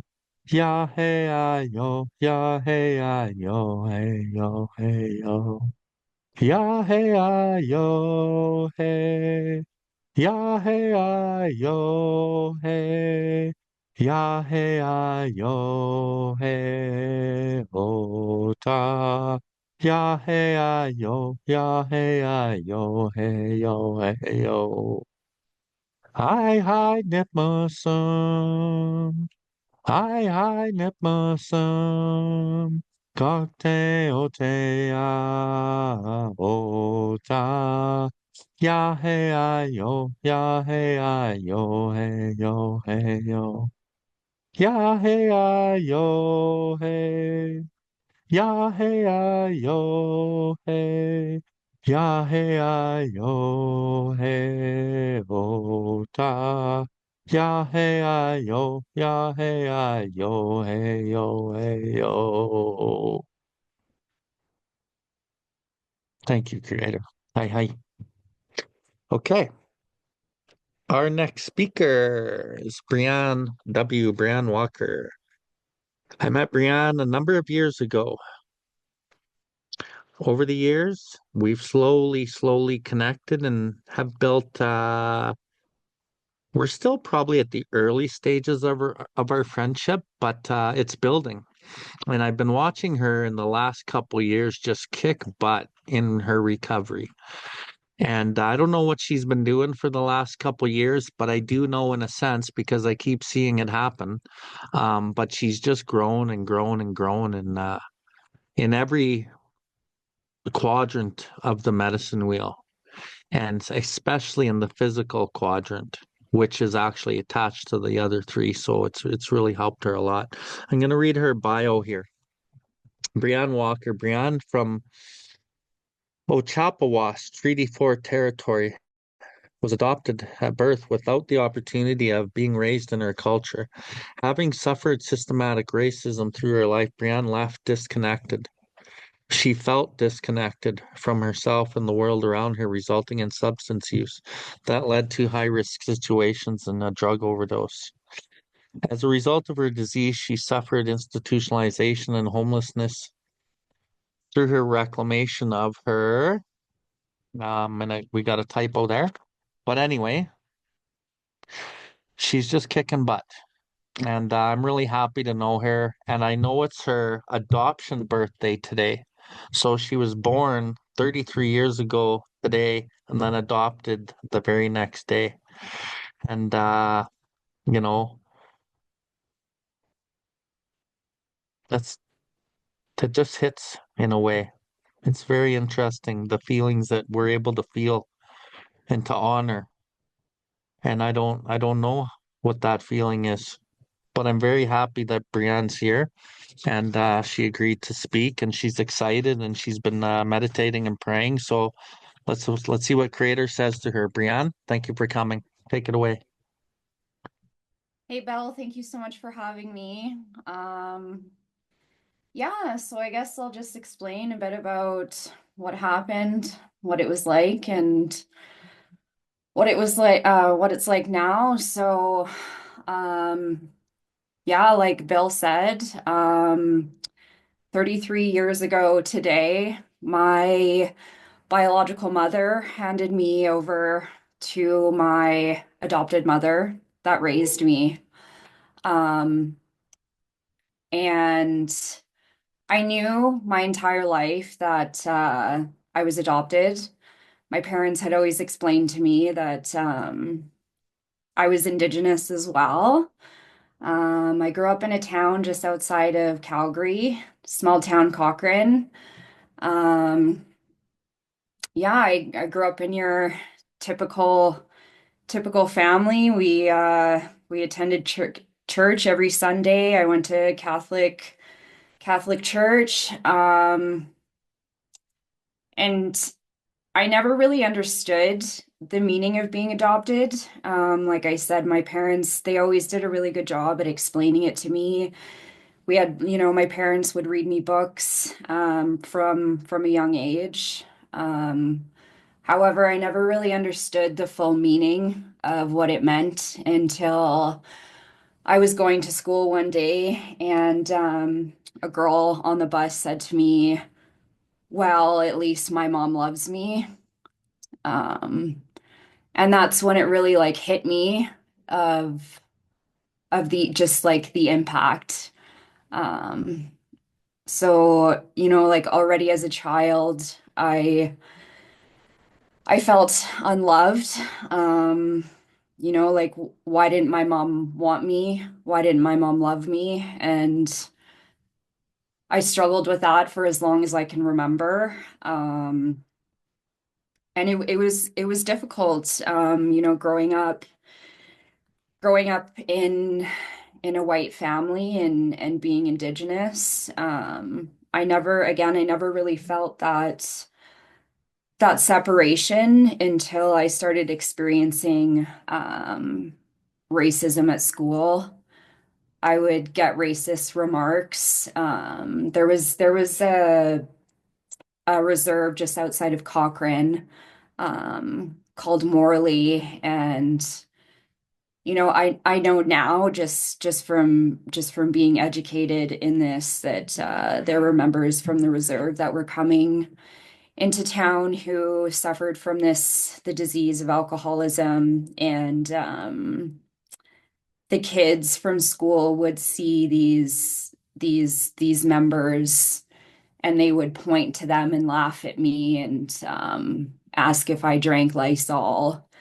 And so already as a kid, I didn't feel loved by my mom. Like I had these horrific abandonment issues, and I started to hate the color of my skin. Um, I would see these really pretty, like blue-haired blonde girls and be like, why can't I look like them? And I would cry, like I hated the way I looked. And I couldn't necessarily like go to my parents and explain to them what was going on at school because they were white, and they wouldn't understand. So I struggled with that for as long as I can remember. So you know my drug use started at a very young age. Like skipping school and getting high, trying to escape the reality came at a young age for me. I started smoking pot. I think probably at like this is where like it really started for me was when I was 13. And I, like most of us, I think, that suffer from this disease, we come from dysfunctional homes, and we come from dysfunctional families. So there was a lot going on at home, and there was a lot going on at school. So I didn't feel safe at school with the bullying going on, and then, what was going on at home. Of course, like my need to escape came in the form of drugs and alcohol. Like I won't go too much into the gory details, but just like alcohol abuse. And then it alcohol abuse and then drugs, it came in hand for me. I couldn't do one without the other. I dropped out of high school in grade 10, and then we moved to BC in what is known as Snow Valley. And that's where my cocaine addiction really really started to get the best of me. Um, Buying alcohol and buying drugs became more important than putting food in the fridge. Um, I remember at one point I didn't have any food in the fridge, and I had people come over and putting their to put their booze in the fridge, and I was like so full of guilt and shame um that I just told them that the fridge wasn't working anymore, like because I didn't want them to see that I had no food in the fridge as a result of my drug and alcohol habit. So like food insecurity, job insecurity, I could never hold a job. Either because I was showing up like drunk and strung out, or I wouldn't show up at all. And this carried on for many years of my life. And it got to a point where I struggled with the drugs so much that that depression, I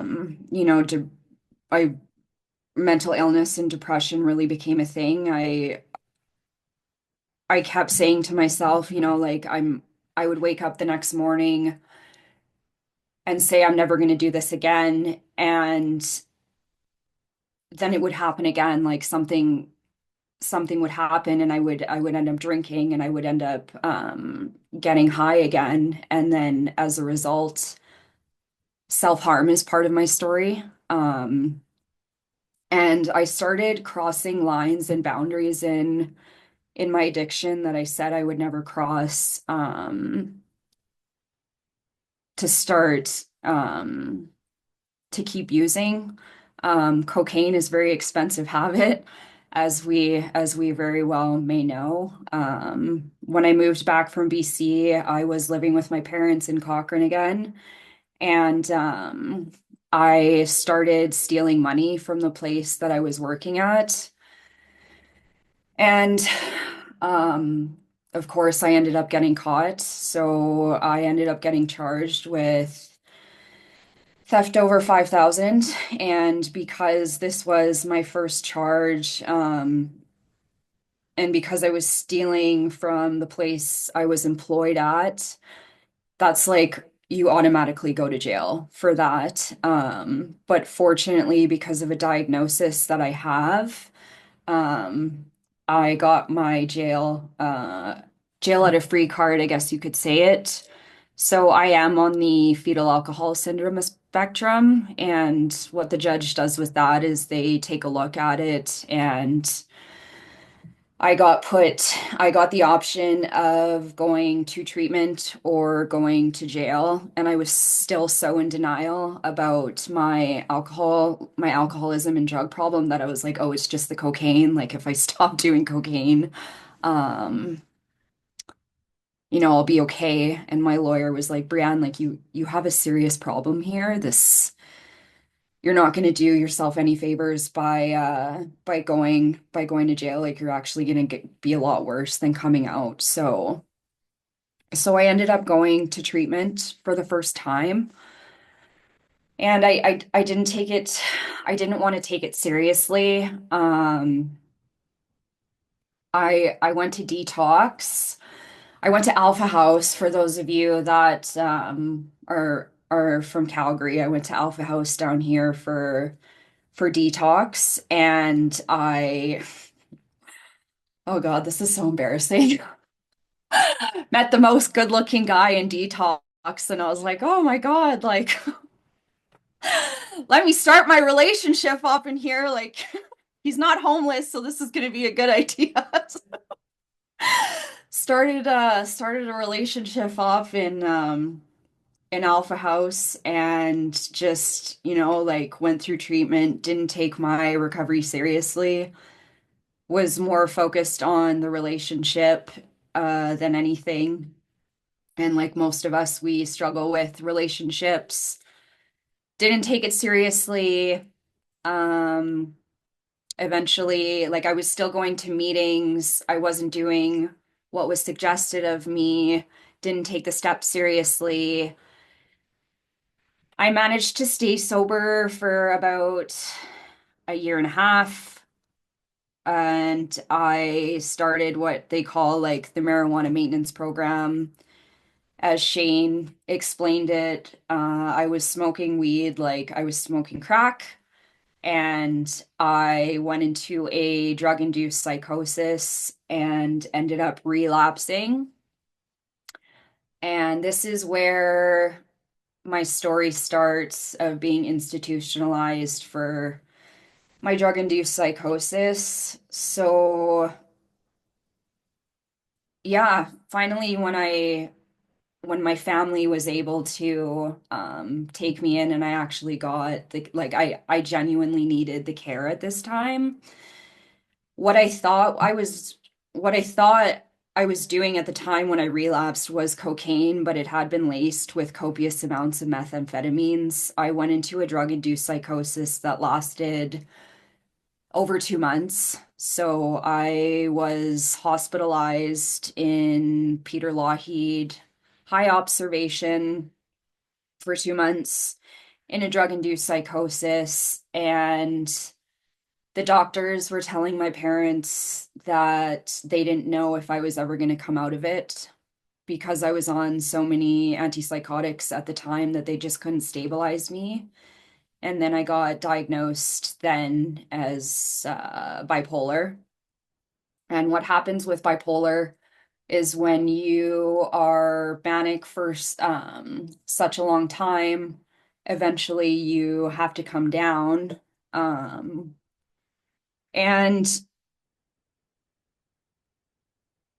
like, I still struggle with talking about this, but like, Indigenous people get treated differently in our healthcare system than white people do. Like, sorry, I don't mean to be disrespectful or anything, but I unfortunately like suffered things in there that I struggle with talking about. I would get racist remarks from the nurses. Um, they wouldn't let me change my bed sheets, so I ended up getting bed sores to the point where I was so sick that I got physically ill. Like, I had fevers and stuff, and I suffered sexual abuse in there as well. Um, so yeah, it was tough, and like, they kept me in there for longer than I should have been in high observation. Like, I should have been let out of high observation. So by the time I had to be let out, like, I literally had to be reintegrated into society. Um, it's like when you keep an animal, like a caged animal in somewhere for so long, and you just let them out like into society. We literally have to like teach. I had to teach myself um, how to be human again. So like, and that's when the depression hit. Like, that was one of the, like, I've experienced depression a couple times in my life, and I just, that I just had no hope. You know, I didn't know how to live, and I was too afraid to die, and I didn't know what else to do but come back to the rooms of Alcoholics Anonymous. So I did. I came back, and I managed to string together 3 years. I don't even want to call that time that I had clean time because again, I started smoking pot. Um, and I kept doing this whole like we call it the 1, 2, 3 in the rooms. I would do the steps 1, 2, and 3, but I wouldn't do my 4 and 5. I didn't want to look at the things that I had done that I said that I would take to the grave with me. And yeah, I stopped going to meetings. I never had that connection with a higher power, and I relapsed again. And this relapse was the one that almost killed me, and it was horrific. Like I had lost everything within the matter of a few months. And this is the relapse that like ultimately changed my life forever. Um, I I ended up like I won't go into the details, but I ended up at the mustard seed. I was in and out of Alpha House. And I got lot like again like in and out of the hospital. And I got let out of the hospital when I should not have gotten left let out of the hospital because I was still very unwell and manic at the time. Um, and I had a bottle of GHB at my apartment. And I came home and I drank the whole bottle of GHB. And if I had not been with an individual that I had like randomly met on the train who had to resuscitate me, I wouldn't be here today. And it's just like moments and instances that I think back to when I was in active addiction that there's clearly something greater than myself looking out for me, or I would not be sitting in this chair right now. And I can't tell you how many times that's happened to me in active addiction. So like thankfully I can look back at those times now and I don't struggle with the higher power aspect in my life. Um, but like when I had relapsed, it was the last time that I'd relapsed was the first time that like everybody in my life had cut me off. It was the first time that my family, my parents had cut me off. And like looking back on it today, I ultimately think that's what saved my life. Um, like I was in the hospital and I had sobered up and I kind of came to out of the psychosis and I was like, what just happened? Like, how did I get here? How did this happen again? And I'm like banging my head against the wall because it happened so quick and it happened so fast. And this is when like that gift of desperation really set in because that pain, that just like emptiness of pain, that just like completely overcame you when you realize that you have like absolutely nothing and nobody,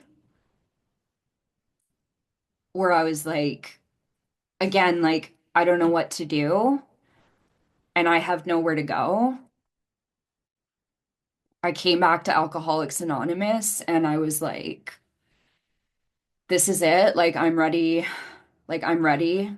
I don't ever want to feel this pain ever again. Just ultimately ready and willing to do whatever was asked and told to me. And I did. Like, I just, like I got a sponsor. I started doing the steps and I got a big book and like really like grasping onto the program and listening to absolutely anything and everything that was told, like getting a home group, helping others, becoming involved. Like I did end up going back to treatment. I went to Aventa and I went to phase 3 after, and treatment got me sober, but it's been the program that has kept me sober. And I ultimately think what has changed the course of my recovery this time is reclaiming my Indigenous identity, because for such a long time I lied about being Indigenous because of my past. Like even in active addiction, people would call me like a chug or things like that, like just really derogatory names. And I was just so ashamed of it for such a long time. And setting all that stuff aside, like Bill was talking about the culture and the feeling. I can't quite put it into words what ceremony has done for me, and just like being a part of the community and all the coincidences that have come out of reclaiming my culture. There's just been so many beautiful instances that I can't even, like here's just one instance. I went out to a sweat one day and I ended up receiving my spirit name. And out of the third round, when I came out after I had just received my name, there was an elder sitting there, who I had never, he wasn't there at the beginning of the sweat.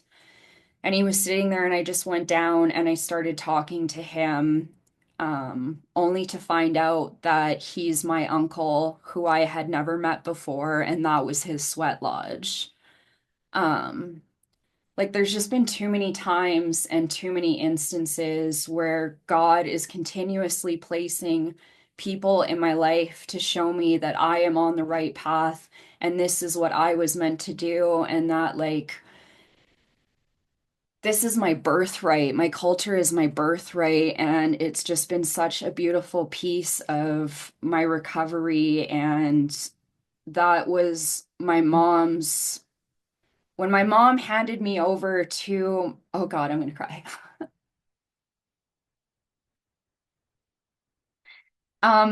When my mom handed me over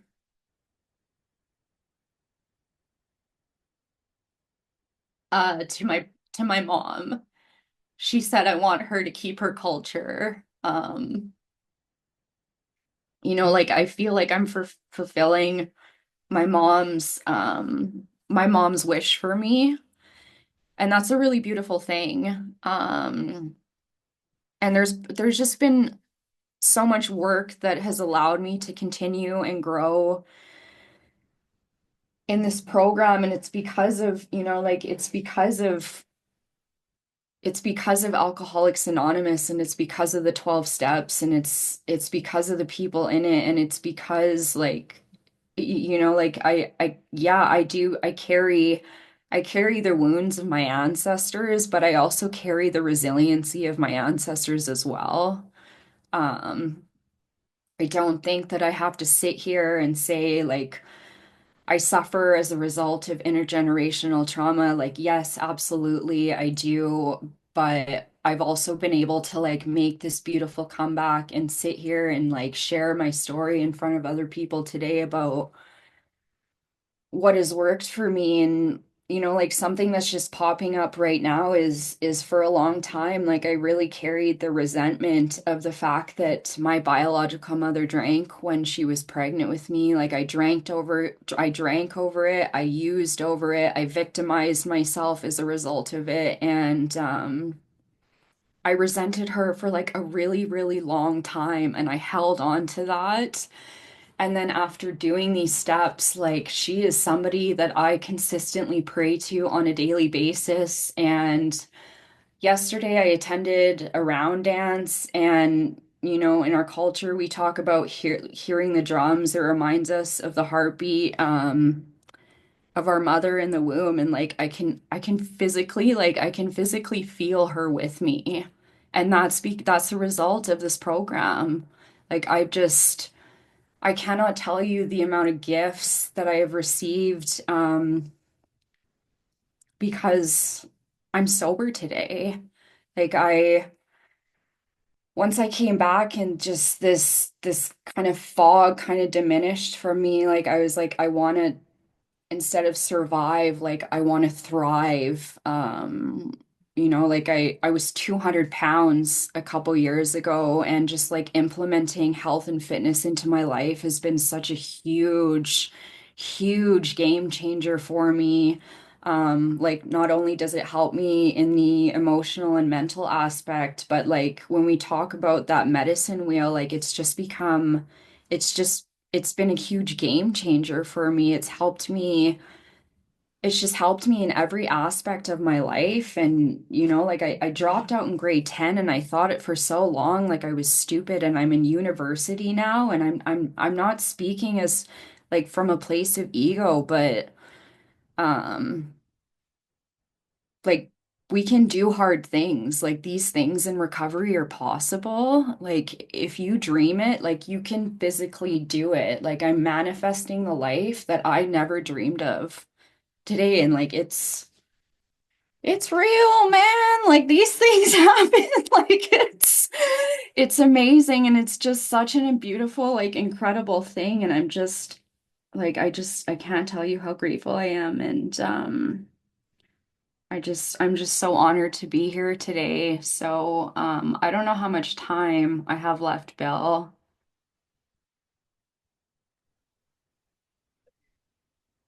Okay. Um and like something else that I just want to touch on too is getting outside help. I think, like, yes, the steps get me to where I am, and they help me in my everyday life, but like it's been talked about before. I was also diagnosed with PTSD, and that ultimately changed the course of my recovery today. Is it like, is it hard? Absolutely. But do we have to go back and heal these painful things that have happened to us, so we don't need to continuously like repeat these patterns that have been harming for us for like a really long time? It's probably been one of the best decisions that I've ever made for myself. I'm a firm believer in EMDR and ART. My therapist is actually here today. Melanie, I love you so much. Thank you so much for coming. Um, yeah, it saved my life. So I think that's all I have to share today, Bill. I'm just so honored and grateful that you asked me to be here. Woo. Thank you, Bree. That was amazing. Yeah, I knew you've been to hell and back, but I didn't know you went to that much hell. And so that just means you've come back even further. And I always say, whatever our biggest deficits are that we need to work through, the beauty on the other side is that much just as great, right? And like, look at alcoholics and addicts, like, they take it down to the limit, they take it to death, and they take it to like the places where nobody else will take it.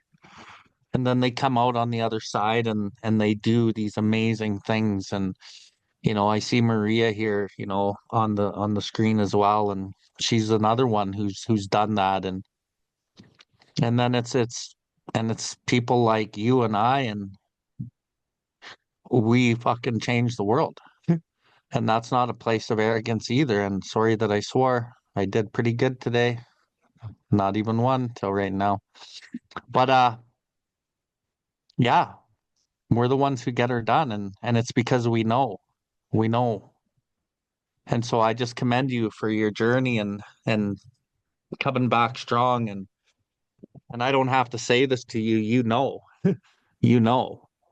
It ain't over, and you ain't made it really anywhere. You got to do it day by day by day, right?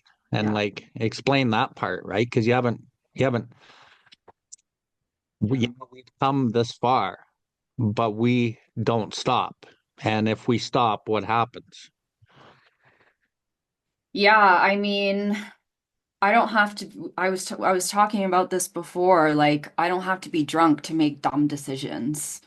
Um, if I rest on my laurels, which, like I'm a good alcoholic, like I have rested on my laurels and it's put me through great amounts of pain. I get back into that thinking where picking up is a good idea again. Like I can't not work this program when I feel like it. It needs to be on a daily basis. And something that I've been learning recently is it's not God who leaves me. I leave God. Um, I place things in front of my recovery, people in front of my recovery before God. Well, I'm just going to be completely fucking transparent, more so specifically men. And it gets me into a lot of trouble, okay? Like, girl, stay away. Like, ain't nobody got time for that, honey, okay? Like it's not it's the same with all of us. It's those damn relationships and it's that pain, right? Like I'm a sucker for pain, like and it's just learning and growing through the pain, right? So Yeah. And and you got to get to that point. Like you got to get to the point where everything is teaching you something about you and about your life. Like, there's a lot of people sober, and I started out the session today. Sober and recovery are miles apart. And if mhm. you just stay sober, you probably don't stay sober, No. right? And the Hmm. reason is because of exactly what you said. You're capable of making really stupid, and so am I, really stupid choices and decisions sober. And if I make enough stupid decisions sober, I'm not staying sober because I have a disease. Dis-ease is the disease. I have a dis-ease of my spirit that when it needs relief, it needs it now. And it remembers what's always given it to me. And it was drugs and alcohol that gave me the relief. The problem as an alcoholic and addict who's crossed the line is it doesn't work anymore, but the brain still thinks that it's going to get it, and it does for the first couple drinks or the first couple hoots. But then you put it in your body and you're powerless. And the next spree for you and or I, my last spree was 6 years, right? You put a drop of that in your body because you're too restless, irritable, discontent, and you don't have the power to say no. You know that. You've learned it. And you put one drop in and you're gone. So this is a continual thing. But I think as we practice, and you get better at it. And I think your physical fitness has really helped implement all of the other strategies into your recovery. We start changing. And then it Hmm. becomes a way of life. Then it's not, okay, I got to do this, I got to do that, I got to do this. It's like, it's just part of life. And you want to do it because and then the pain comes, and you're like, okay, there's always a diamond in the pain, and I'm going to keep learning, right? Can you tell the people how your physical transformation has helped you in all quadrants of the medicine wheel? Like, and I want, before you do that, I was on Facebook a couple weeks ago, and I saw this guy on there, and this guy's just fit as a fiddle. And one of his things was he was talking about Brianne, and I'm like, holy shit, what does Brianne have to do with this guy? And he's like giving a testament of how much Brianne has worked on herself in the physical aspect. And like, and I just watched it all, and then I would looked at his page, and I got to give a huge shout out to you for like your physical transformation that has been a huge integral part of your recovery. And can you tell the people like what that's done in your life? Yeah, for sure. Fit as a fiddle. My trainer is here right now. You're blowing smoke up his ass. Oh, there he is. He's right there. Ah, um, Yeah, so just quickly, like when I came back last time, my disease manifested into like a serious binge eating disorder, and I was 200 pounds. And I was at school one day and I was running up the stairs and I was out of breath, and I was like I'm in my 30s. I can't do this. Like that something needs to change, and just the complete defeat. Like I really struggled with looking at myself in the mirror, and it, like I said, like it had just completely manifested into food. And I had worked with a trainer before David, and then David and I had started working together, and that's when I really like started learning the ins and outs about nutrition, and I started implementing that into my daily life. And I can tell you right now, like the difference that I've experienced from eating well and working out, implementing exercise into my life is just completely different. Um, I feel better. The gym is now like I call it therapy. It's become such a huge part of my life. And I'm a fiend in all aspects of my life. And let me tell you right now, like I get high in the gym, okay? Like it's great. No, it's not just that. Like it helps release. I go into there and I can shut the world out, and it helps me release what's been going on. It helps me feel stronger, and it's given me my confidence back. And now I'm helping inspire other people, and that's ultimately like a big reason about why we made that post, and we've been encouraging other people through that, and it's just been such a gift. Like if I can help one person in that aspect, like so be it. It's been I'm just so grateful. Amazing.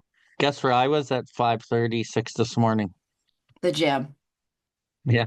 Fuck yeah, you were. Uh, I so just quickly before I open the floor. So I'm gonna open the floor to everybody. If you have any questions or you want to give Bree a shout out, feel free. Uh, just give me a sec. So about January, you know Daniel P, Black Daniel.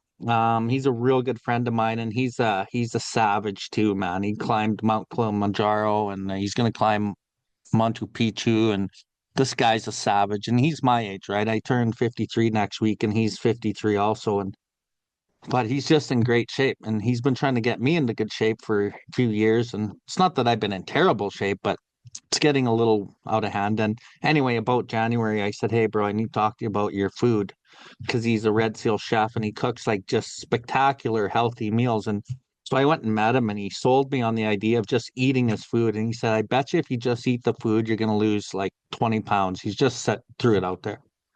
And I was like, "Ah, it's too expensive and all this kind of thing." And anyway, I started eating his food, and I have not eaten anything else hardly. And I've lost 16, 17 pounds. And then after the second week, I started going to the gym. And then I had a bit of a back problem, so I didn't go to the gym for a couple weeks. And then, yes, about 3 days ago, I started going back to the gym. And then I was just talking with somebody yesterday. I'm like, "Yeah, it feels good to get back to the gym." And I'm just like, who is this guy? Like I'm having this change in my being because I'm like it's helping. Like in the food, I gotta say the food has probably been the most important thing for me so far. I didn't know it was possible to sleep this well. I didn't know you could sleep this well as a human being. I didn't know you could feel this well. I didn't know that eating proper food would give you energy to sustain you through the day. When I was eating the shitty food, it just made me always hungry, but I didn't know that because you don't know what you don't know. And there's just so many things, hey.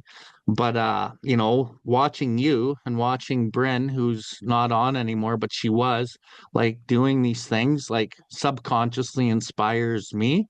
And so, just keep doing what you're doing, and you're doing amazing things, and stay humble with it, because we got to also stay humble with these things as well, eh? And so thank you so much for sharing, and I'm going to open the floor to anybody that might want to say a couple words to Bree.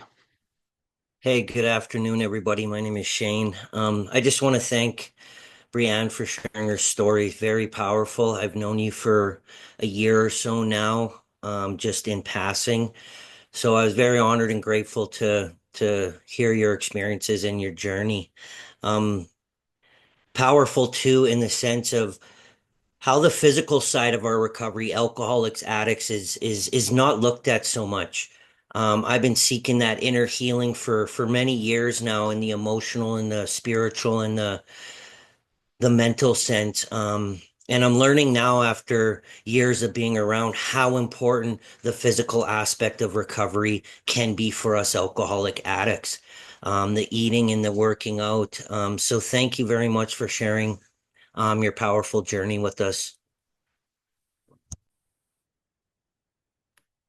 Awesome. Thank you, Shayne. Let's go to Kira. Hey Bree, I just want to tell you how proud I am of you. It's incredible to see you in university, and I've seen your work. I've seen how well you write. I've seen how hard you actually work at living your dreams, and it's amazing to see. You're such an inspiration. Thank you so much for being in my life. I love you so much, girl. Amazing, amazing. Thank you, Kira. Rhonda? Yeah, I just wanted to thank you. You know, they tell us in recovery that eventually you'll hear your story, and there's so many similarities. And you know, thank you for being a voice, you know, for women and speaking up in a powerful way about things that matter. So I really appreciated it. Thank you, Rhonda. Anyone else? Hi, folks. My name is Maria. I am an alcoholic. Still sober Maria. by the grace of God in the Fellowship of Alcoholics Anonymous. I came on here because something told me in my heart, like Bree sent it to me a while ago, and I was like, oh, and then I was like, oh, Bree, and she just came over my heart like a flood of, like, you know what I mean? I just like to say to Bree, you know, I've watched you grow and change and evolve into the woman you are today. And the one thing I love about you the most is your resilience to just be who you are, no matter what anybody thinks of you. And I think that's such an inspirational thing to do, right? Like, and to be like, you walk a spiritual program of action, because I've watched you over the last, 6-7 years, right? I've been by your side and walked you through some hard times, man. I've seen you at your lowest of your lowest. And I'm like, frick this, man, this girl needs somebody. And so when I think of you, I think of how, like, me just being there for you has been a big part of my recovery, and just walking with you and never leaving your side. You know what I mean? And I never will. Because the thing is, in this journey of life and recovery, we need those people to hold on to us no matter how far down the scale we have gone. We'll see how our experience can benefit others, right? And to watch you grow and to change and to be proud of who you are from your heart and your soul, and be that strong warrior that you are, and to represent who you are as a person, it's just a beautiful thing to see. So I love you, Bree. Buck, I call you Buck because I used to say Buck a lot. Now she's like Buck. Anyways, and our awesome jokes and the fun we've had throughout the years, and, you know, making you eat McDonald's when you didn't want to. Shoving it down your throat almost, because I was like, you gotta eat, girl, you gotta eat right now. Yeah, just being there for each other. And I'm so grateful and honored to have you as a friend, and to walk with you in this recovery journey. I love you, Buck. Thanks, Maria. Darian? Hey guys, I think it's my first time trying to share on this platform. Can people hear me? Wonderful. Bill, thank you so much for creating a platform like this for people of all ages and different ethnicities and belief systems to come on here and to share their strength and experience. And what powerful messages I've heard today from all the speakers. Thank you guys so much. It has touched my heart and my soul. And I just, you know, I want to give some acknowledgement to the principles that Brianne was talking about here. 12 steps worked for me to get off of substances. But I believe the culture and the society we're living in today, we are reverse engineering our spirituality and our traditional ways of living. And what me and Brianne have worked on together, the principles I bring to my own lifestyle and I try and work with clients on are actually really rooted in Indigenous beliefs and ways of existing. I eat like a traditional hunter and gatherer, and I give prayer constantly. And I really try and get away from pharmacological compounds. And I used plant medicines to heal things that pharmacological substances could not get me a reprieve from. So much of the life I have today has been modeled on Indigenous ways of living. So just giving a shout out to that culture and those peoples. My son is Indigenous on his mother's side, and grateful to be that white person, kind of toting the edge, right? You guys are just so awesome, and I think we're having a cultural swing in society right now, and I can't wait for the people that have suffered the most, that have been oppressed the most. They are always the ones that come with the most power, the most courage, and they're the ones that do the most healing. And I saw that here today, and just thank you all so much. And Brianne, so inspiring. I love you. Thank you, guys. Thank you, broski. Appreciate you. Anyone else? Questions, comments? Tay, feel free. Can you guys hear me? Yeah, okay. I just want to say thanks to Brianne for sharing. I've only known her, we started going to school together in September, and she's been, oh, I'm gonna cry. She's been very helpful in like getting me connected with my culture as like a white passing Indigenous woman, and it's been a lot, but in like a good way, and she's just incredible. So I just want to say thank you for inviting me to this and letting me be a part of this and hear your story, because it's not always easy being vulnerable. But Brianne's the shit. Sorry for swearing. That's all I have to say. Awesome. And just another shout out to ACFN. If it wasn't for Claudia Simpson and the Athabasca for Chippewa First Nation, we wouldn't be doing this. At least this one. And the other four that we've done, and the one that'll be April 19th, which is also a Saturday, and probably by the sounds of it, ongoing from there.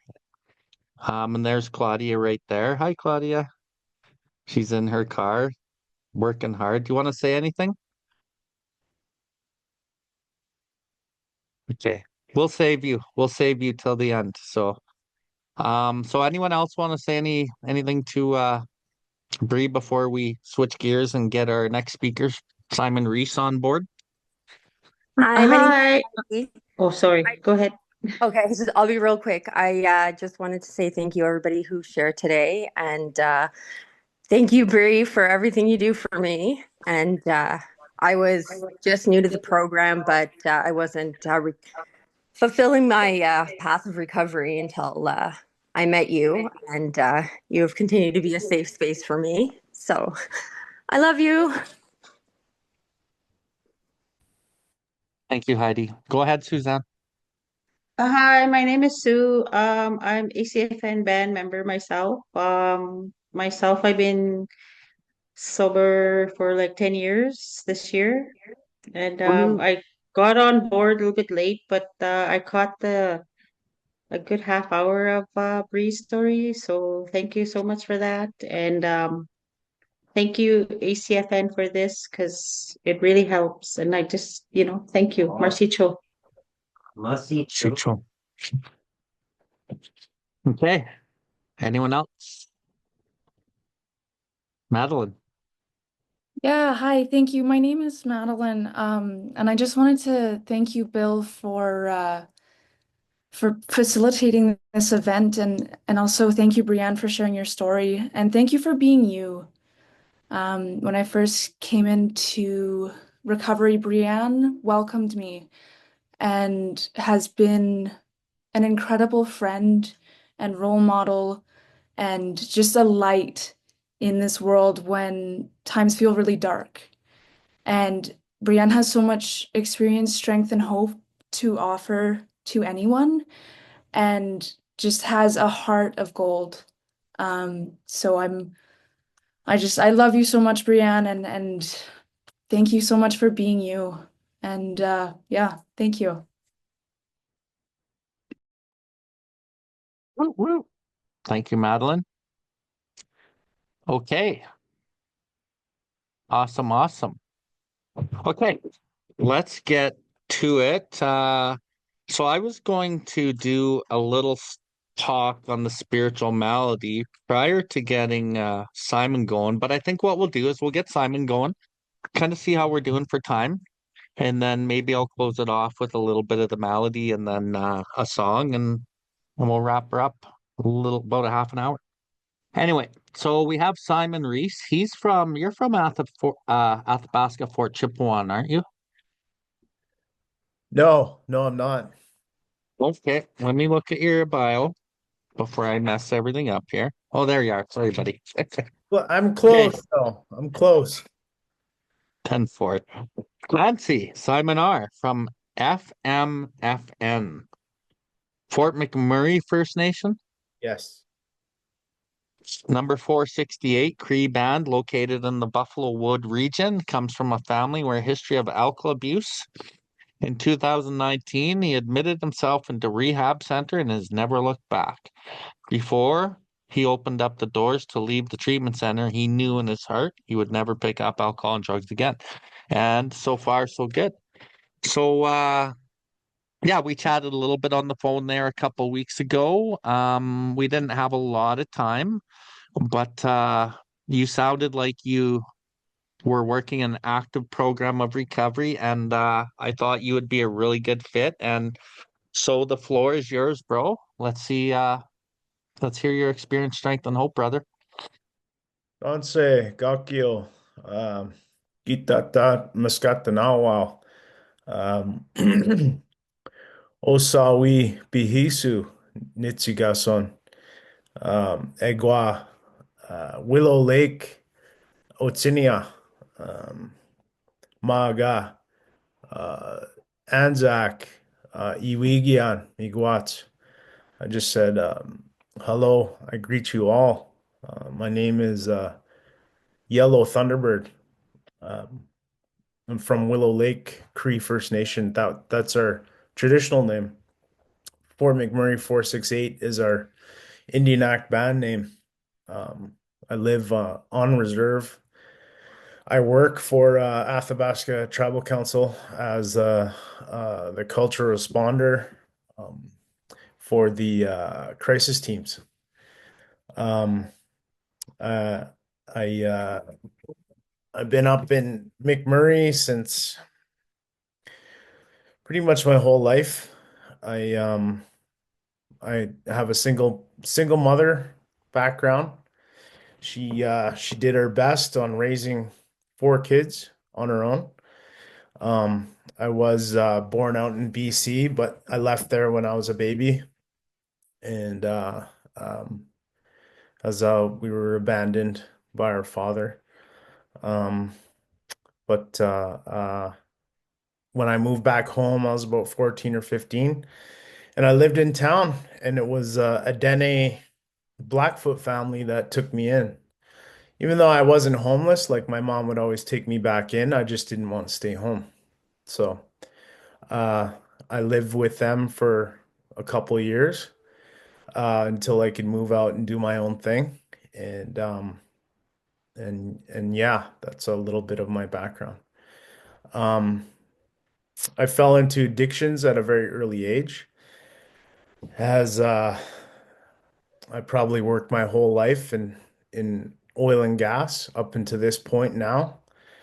Um, it's a big part of the work culture in oil and gas to use drugs and alcohol, at least at that time.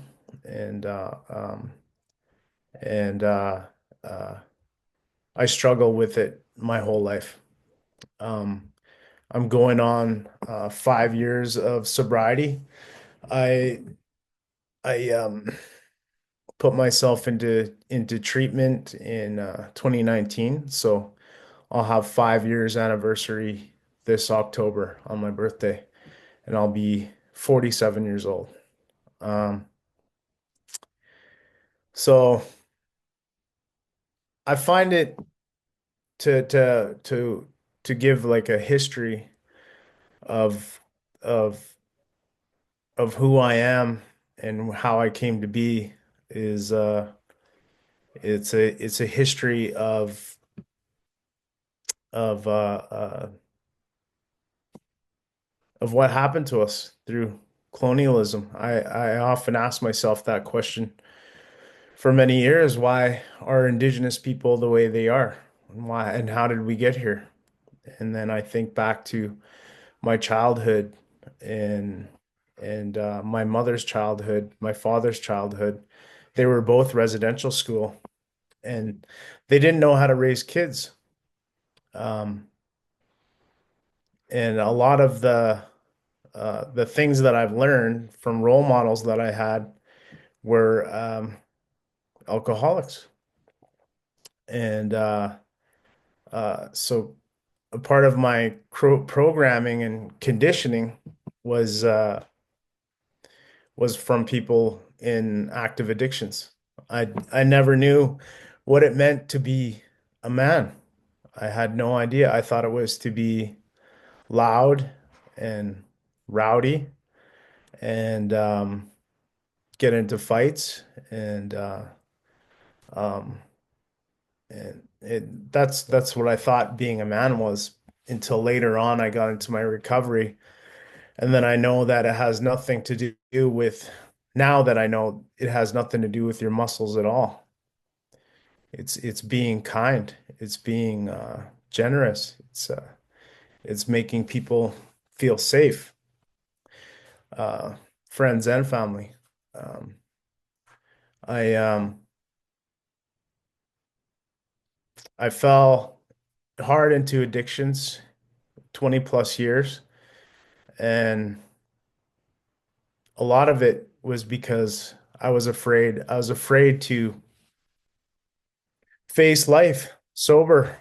It was easy, so easy just to pick up a bottle and just escape what I was feeling deep down inside. And deep down inside, from when I was when I was a baby, I never felt safe. I never did. I never had a stable home or a safe childhood, as there was alcohol, drugs in the home. There was you know, predators around, ones I was related to, ones I wasn't related to. Um, and so now the journey of my recovery has led me back to my spirituality. Be my third year sun dancing. I attend ceremonies as much as possible. Whenever I hear of a ceremony going on, I will go and travel and go out of my way to attend. But that time that I spent in treatment, it really does help because it gives you that time to be sober, and it teaches you how to think about addictions. It teaches you how to think about substances and their effects that it has on your spirit, your mind, and your body. And um, I wouldn't be sitting here today if it wasn't for my recovery. I won't get into all the gory details like Brianne said, but it was a lot of self-harm. I also too had near-death experiences from just uh, not having control over my addictions, and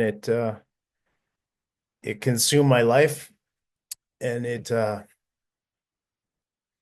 was hard. It was very, very hard. And not that it I think that now that I think kicking the booze and the drugs was easy. Now it's just kicking all the old quitting all the old behaviors. And as I recognize patterns and behaviors in myself, I could actually recognize it in other people, family members, friends, and in my life choices.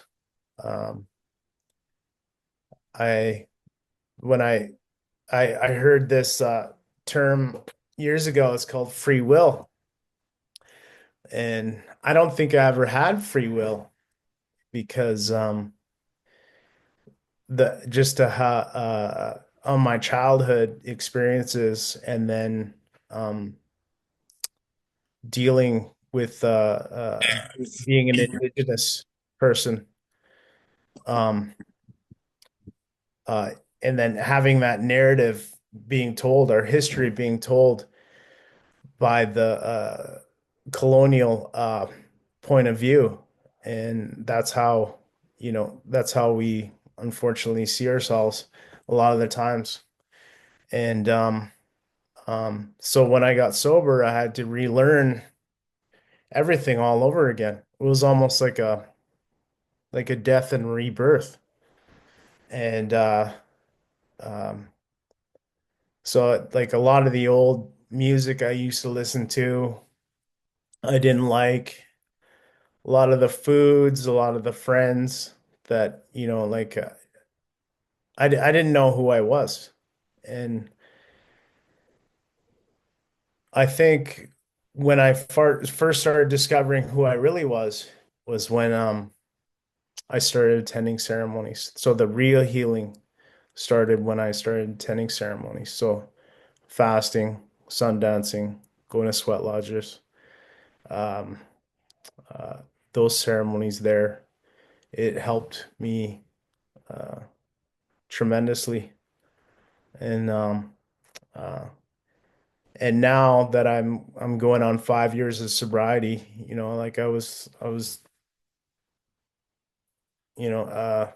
think the community, my community that I live in, elders and youth that would never talk to me before, they see the differences in me, in my life, and it doesn't take much.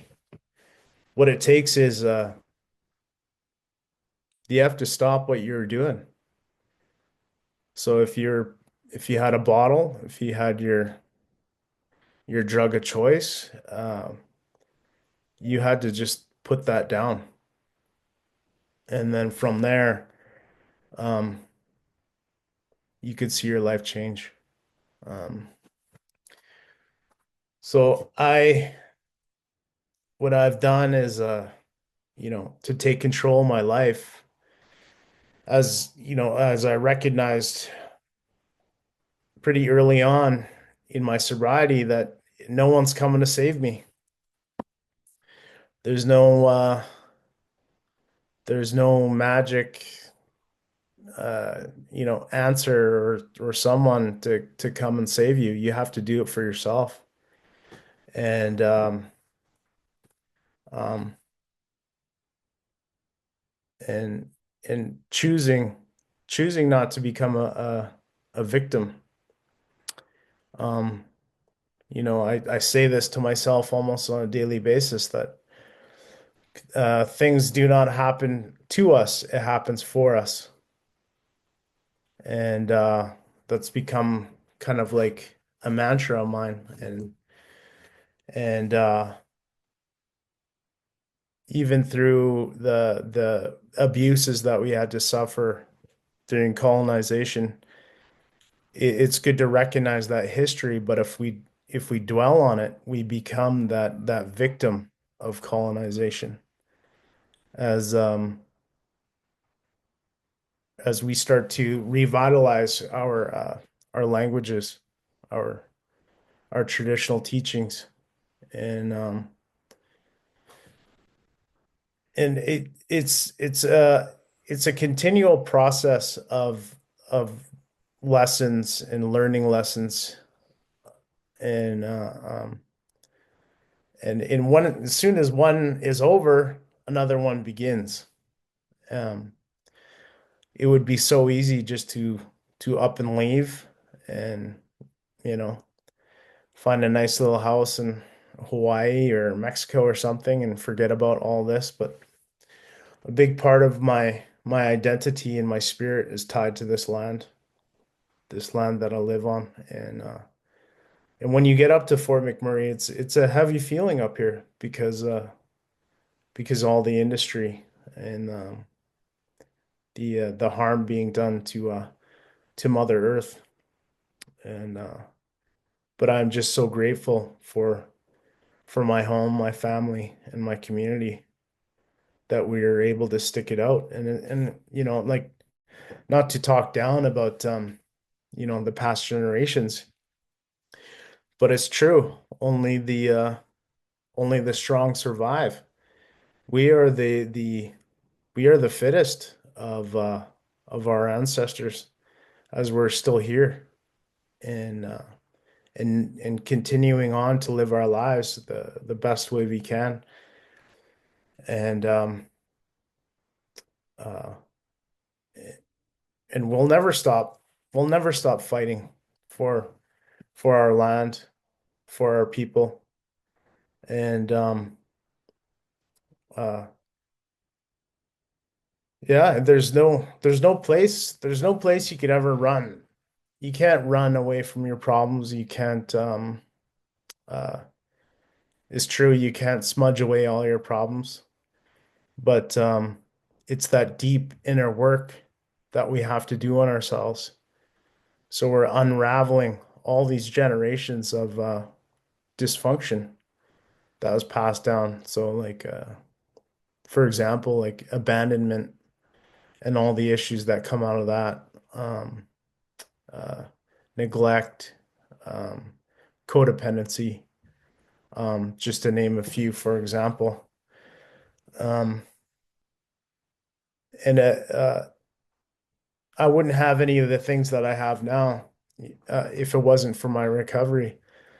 So, you know, I have a vehicle, I have a home, I have a good job. Uh, but what the things I had to sacrifice to get those things, um, you know, was giving up the drugs and the alcohol and giving it up for good. So when I said I left the treatment center uh, before I opened up the doors, I already made the promise to myself to never pick it up again. And that was my sacrifice to get all these things that I have now. Um, I think my recovery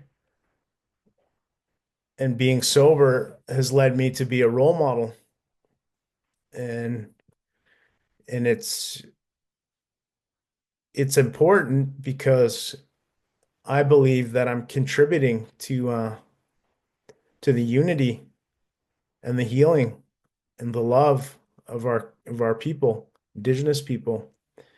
And when I was in active addictions, I was just contributing to the division, the harm, the pain, the fear.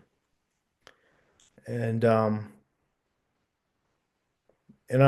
we are much more powerful than we're led to believe. You know, a lot of this life is it's a mystery, and we just kind of surrender to it. And um and surrender, I heard that word surrender a few times now, and it's actually very powerful because a lot of the questions that we have, um, we don't have answers for. And when we surrender, it makes us okay that we don't have the answers. And I think about how I fell into addictions where my sisters didn't. I have three older sisters and a younger brother. It affects us in different ways, and we deal with the pain in different ways. And you know, I heard a quote once, you know, like addiction starts with pain and it ends with pain. and it made so much sense. And a big reason why I sobered up is because I was tired of hurting myself. I was tired of hurting people, and and that addiction is chaos. It's the unmanageable compulsion to escape, to feel better. And whenever anything bad was happening in my life, um, whenever there was chaos going on in my life, there was always somebody right in the middle of it. It was this person here. So when I take responsibility for myself and my actions, um, it takes you out of that victim mode, that victim state, where you're not blaming people or things for your situation. Um, and I had to change a lot of the language of how I spoke to myself, because the mind is so powerful, and and uh, and just the way I was a self-sabotager, self-sabotager for many years. And but that only came from my childhood. I could trace so many of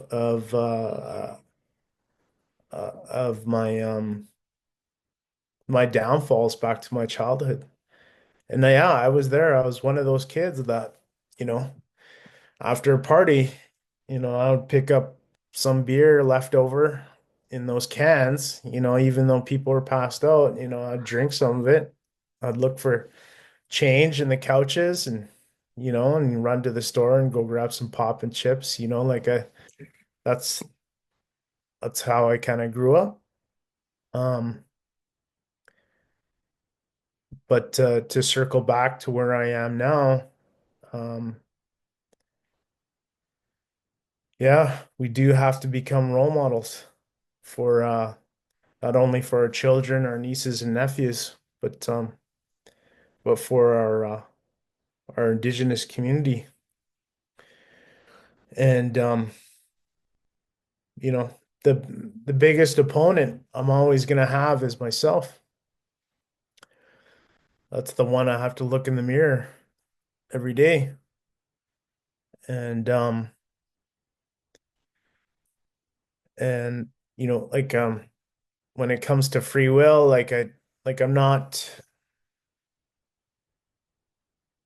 I'm not saying what, over all the mistakes that I've made in my life was not my fault. Of course it was my fault, but until I started doing that healing and unraveling all that pain, um, you know, I was conditioned to believe that I was worthless, that that I didn't deserve a good life. And but now, slowly, as I work and do that inner healing work, that's changing. And it is work, because I have to work at it every day. Um, you go back to that medicine wheel teaching. Um, the mental, physical, emotional, spiritual, it's all together. It all works together as one. And I had to really change my habits and my beliefs in order to start seeing results in my life, to start seeing success in my life. And it's very simple. Like I said it before, I'll say it again. You just have to stop what you're doing. Whether it's using drugs and alcohol, and that the self-sabotage. Um, but yeah, that's all I got. That's all. That was good, bro. Thank you, man. Thank you. Yeah, you guys are doing something right up there in the North Country. Down here in Calgary, we I kinda, we call it the recovery capital of Canada down here. Recovery's so strong here, and it's like there's so many like avenues and people who support, and it's like a different vibe down here in Calgary. And I've traveled, quite a few places, and Calgary just has it going on. But from what I'm hearing from you guys on the line today, you guys got it going on in your own way. So that's really beautiful thing to hear. How is recovery up there, Simon? Recovery is there's still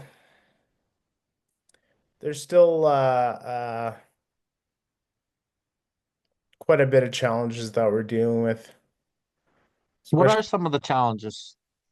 just the drugs, the alcohol, suicides, um, losing kids to child family services Mm.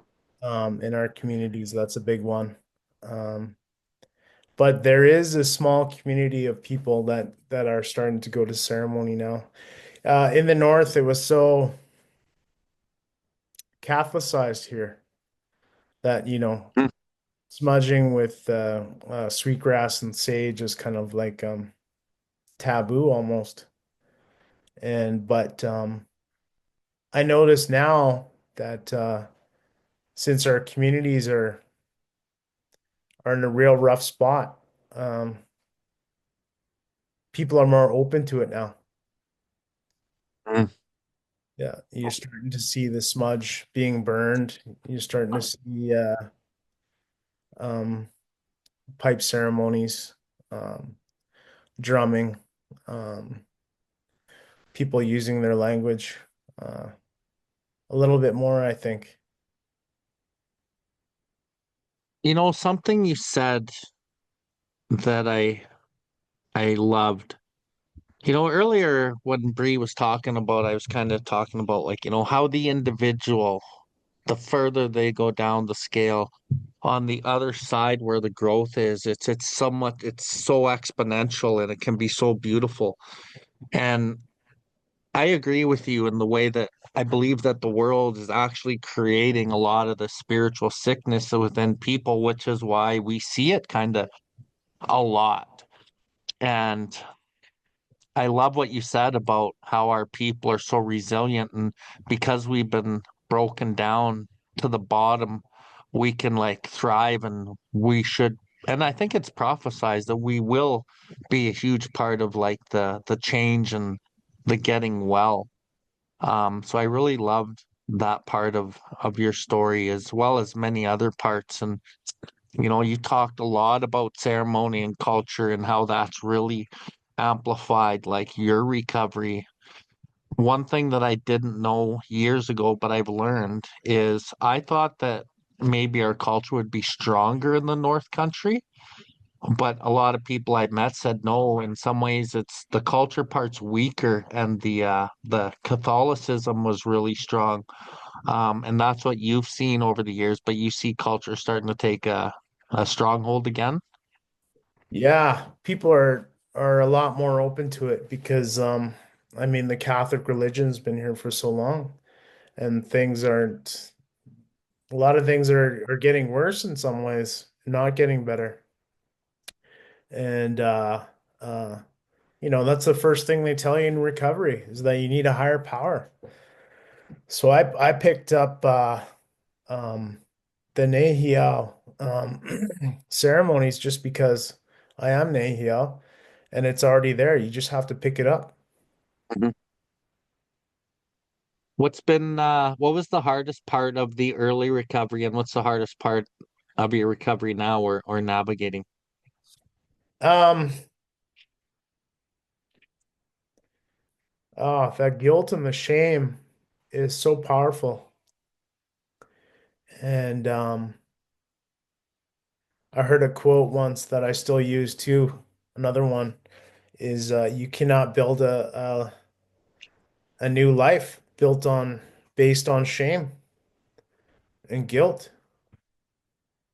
because that will just it's like it just creeps into your soul, and it'll slowly just eat away at you until you're back at nothing again. You're back at square one.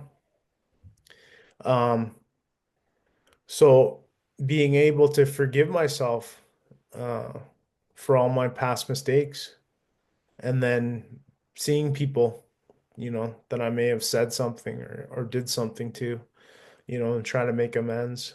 Um, you know, that was difficult.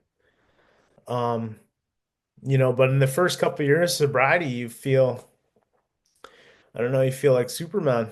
You feel like nothing can touch you. And then you kind of hit a downward spiral after the first couple of years. Okay, now I'm sober. The booze and drugs is easy to quit, but now you're stuck with the behaviors that you picked up over 20, 30 plus years, and changing those. And that's easier said than done. Yeah, bro. And over the years, like that guilt and shame, I don't think we're ready for it in those first few years, which is probably why it doesn't come up, right? And I have a saying, if you don't learn how to deal with the shit will deal with you. And it's not ready at the beginning. We're not ready for it. But as we stay sober and we get older, that stuff starts percolating, and then real healing begins. And you kind of talked about that in your story.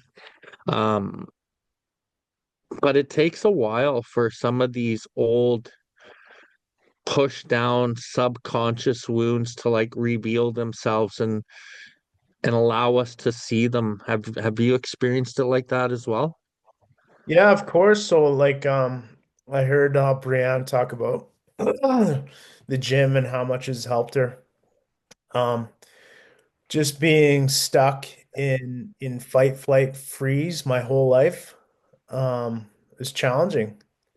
Not only for jobs, for relationships, for everything, but uh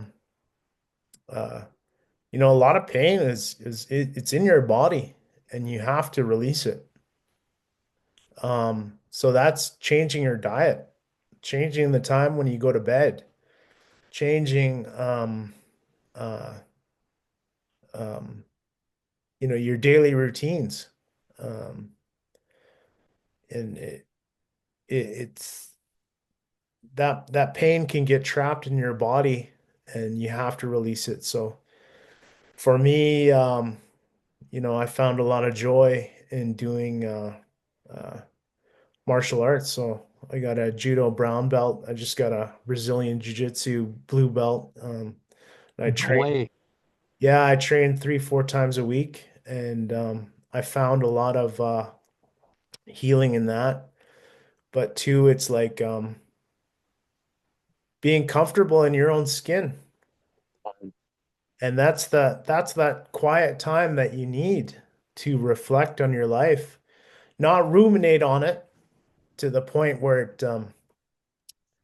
it can put you into a depression, but to feel it. For so many years, I ran and hid from my fears and my pains because I didn't want to feel it. But now that I'm sober, I have no choice but to feel it and to look it in the eye. Yeah, dude. You Yeah, know, you gotta face it, look it in the eye. life is uh life is not easy. Life is very hard. And the only way we can make it through this is we have to face it head on. Yeah, dude. And I think, as we face it and challenge it head on, that's where we build self-confidence. That's where we build our strength, and that's where we build this foundation to live like how you are. And it's so easy to avoid that. But if you do what's easy, man, life's pretty hard. We gotta do what's hard. We gotta face these things, and we gotta build that fortitude and strength and self-confidence, and like you started this part of the conversation, authenticity. Like being comfortable in our own skin, and that's the only way, man. So I'm going to open up the floor. Does anybody have any comments or questions for Simon before we shut her down today? Hi, it's Sue Bruno again. I'm so honored to hear his story because we're from the same district. Myself, I live in Fort McMurray, and whatever he said, I understand because there is a lot of addiction here in Fort McMurray. Um, so I'm just really, and I've seen him yesterday too, at where he works, and I did see him around Fort McMurray. And yes, thank you so much, Simon. Keep on doing what you're doing.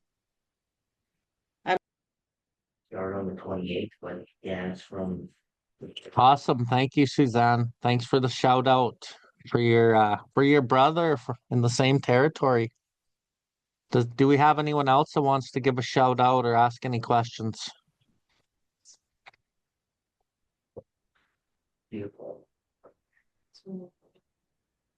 Okay.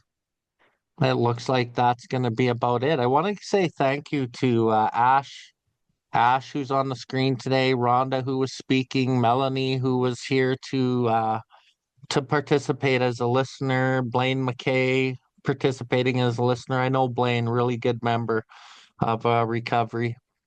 Joey, wherever you're from, thanks for coming out and participating. Victoria, Suzanne from up in the North Country, and Mr. Genesis C. Rodriguez. Thank you all for coming. And we have our beautiful co-host, Claudia Simpson, is in her car, and we're gonna give her the final words, and then I'll end it with a prayer, and then we'll call her done deal. Go ahead, Claudia.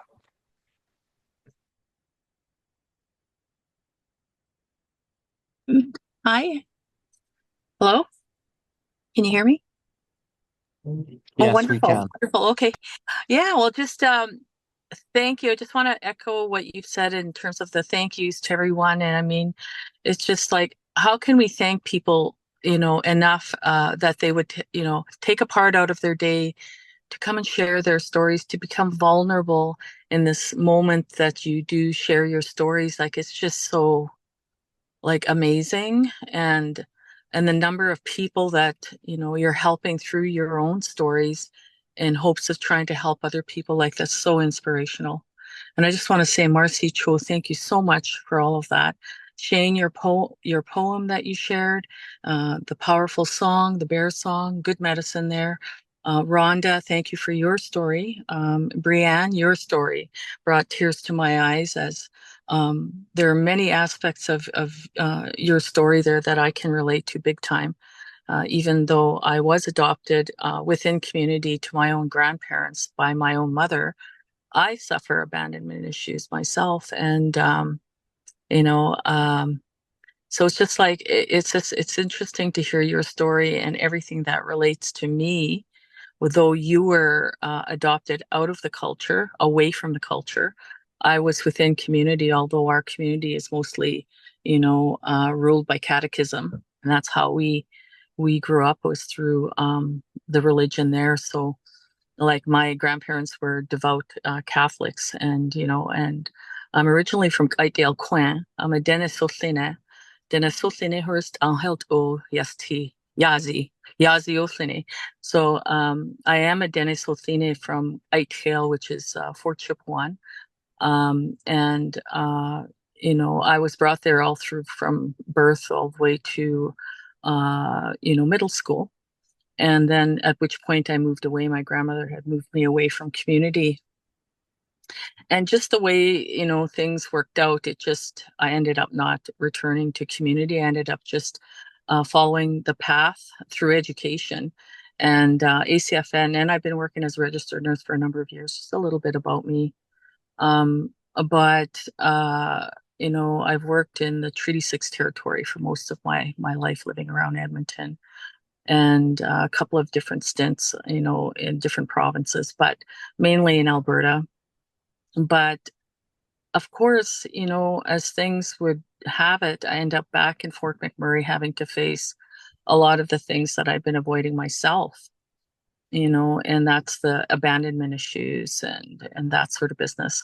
And then identifying with who I really am. It comes right back down to that when you start maturing and you start, you ground yourself, and it gets back to that. So with that, Acfn was very good about picking me up and offering me just a term position. They've asked me to put together this monthly forum for our people in our area of region, RMWB, we call it, Regional Wood Buffalo. And with that, they were asking me to find people. So I want to say a special shout out for those people from the RMWB who have actually, agreed to be a part of this today. And thank you, Bill, for bringing them on. I want to say that. And also congratulations, Bill. 10 years for you, eh? So I just want to say amazing. And I mean, I'm just absolutely honored to be co-hosting, I guess, in the background. But I mean, you're doing all the work, Bill. I'm busy coordinating in the background. And I'm just honored to be a part of these sessions once a month. And so far, it's been this, I think, the fourth session. And thank you to everybody. Marcy Chosidze, with all my heart, thank you very much, everyone. Marcy. Okay, thank you so much. Simon, you speak pretty fluent Nehio, eh? I'm still learning. But yeah, I'm taking Nehio classes starting at the end of this month for the next 2 months. I only know my Nehio through song, and I don't even know all of what I'm saying. Would you mind shutting us down with the Nehio prayer? sure. We'll do the one that's well, it's kind of famous now, but I like to use it I use it every day, and it's a good teaching prayer, especially for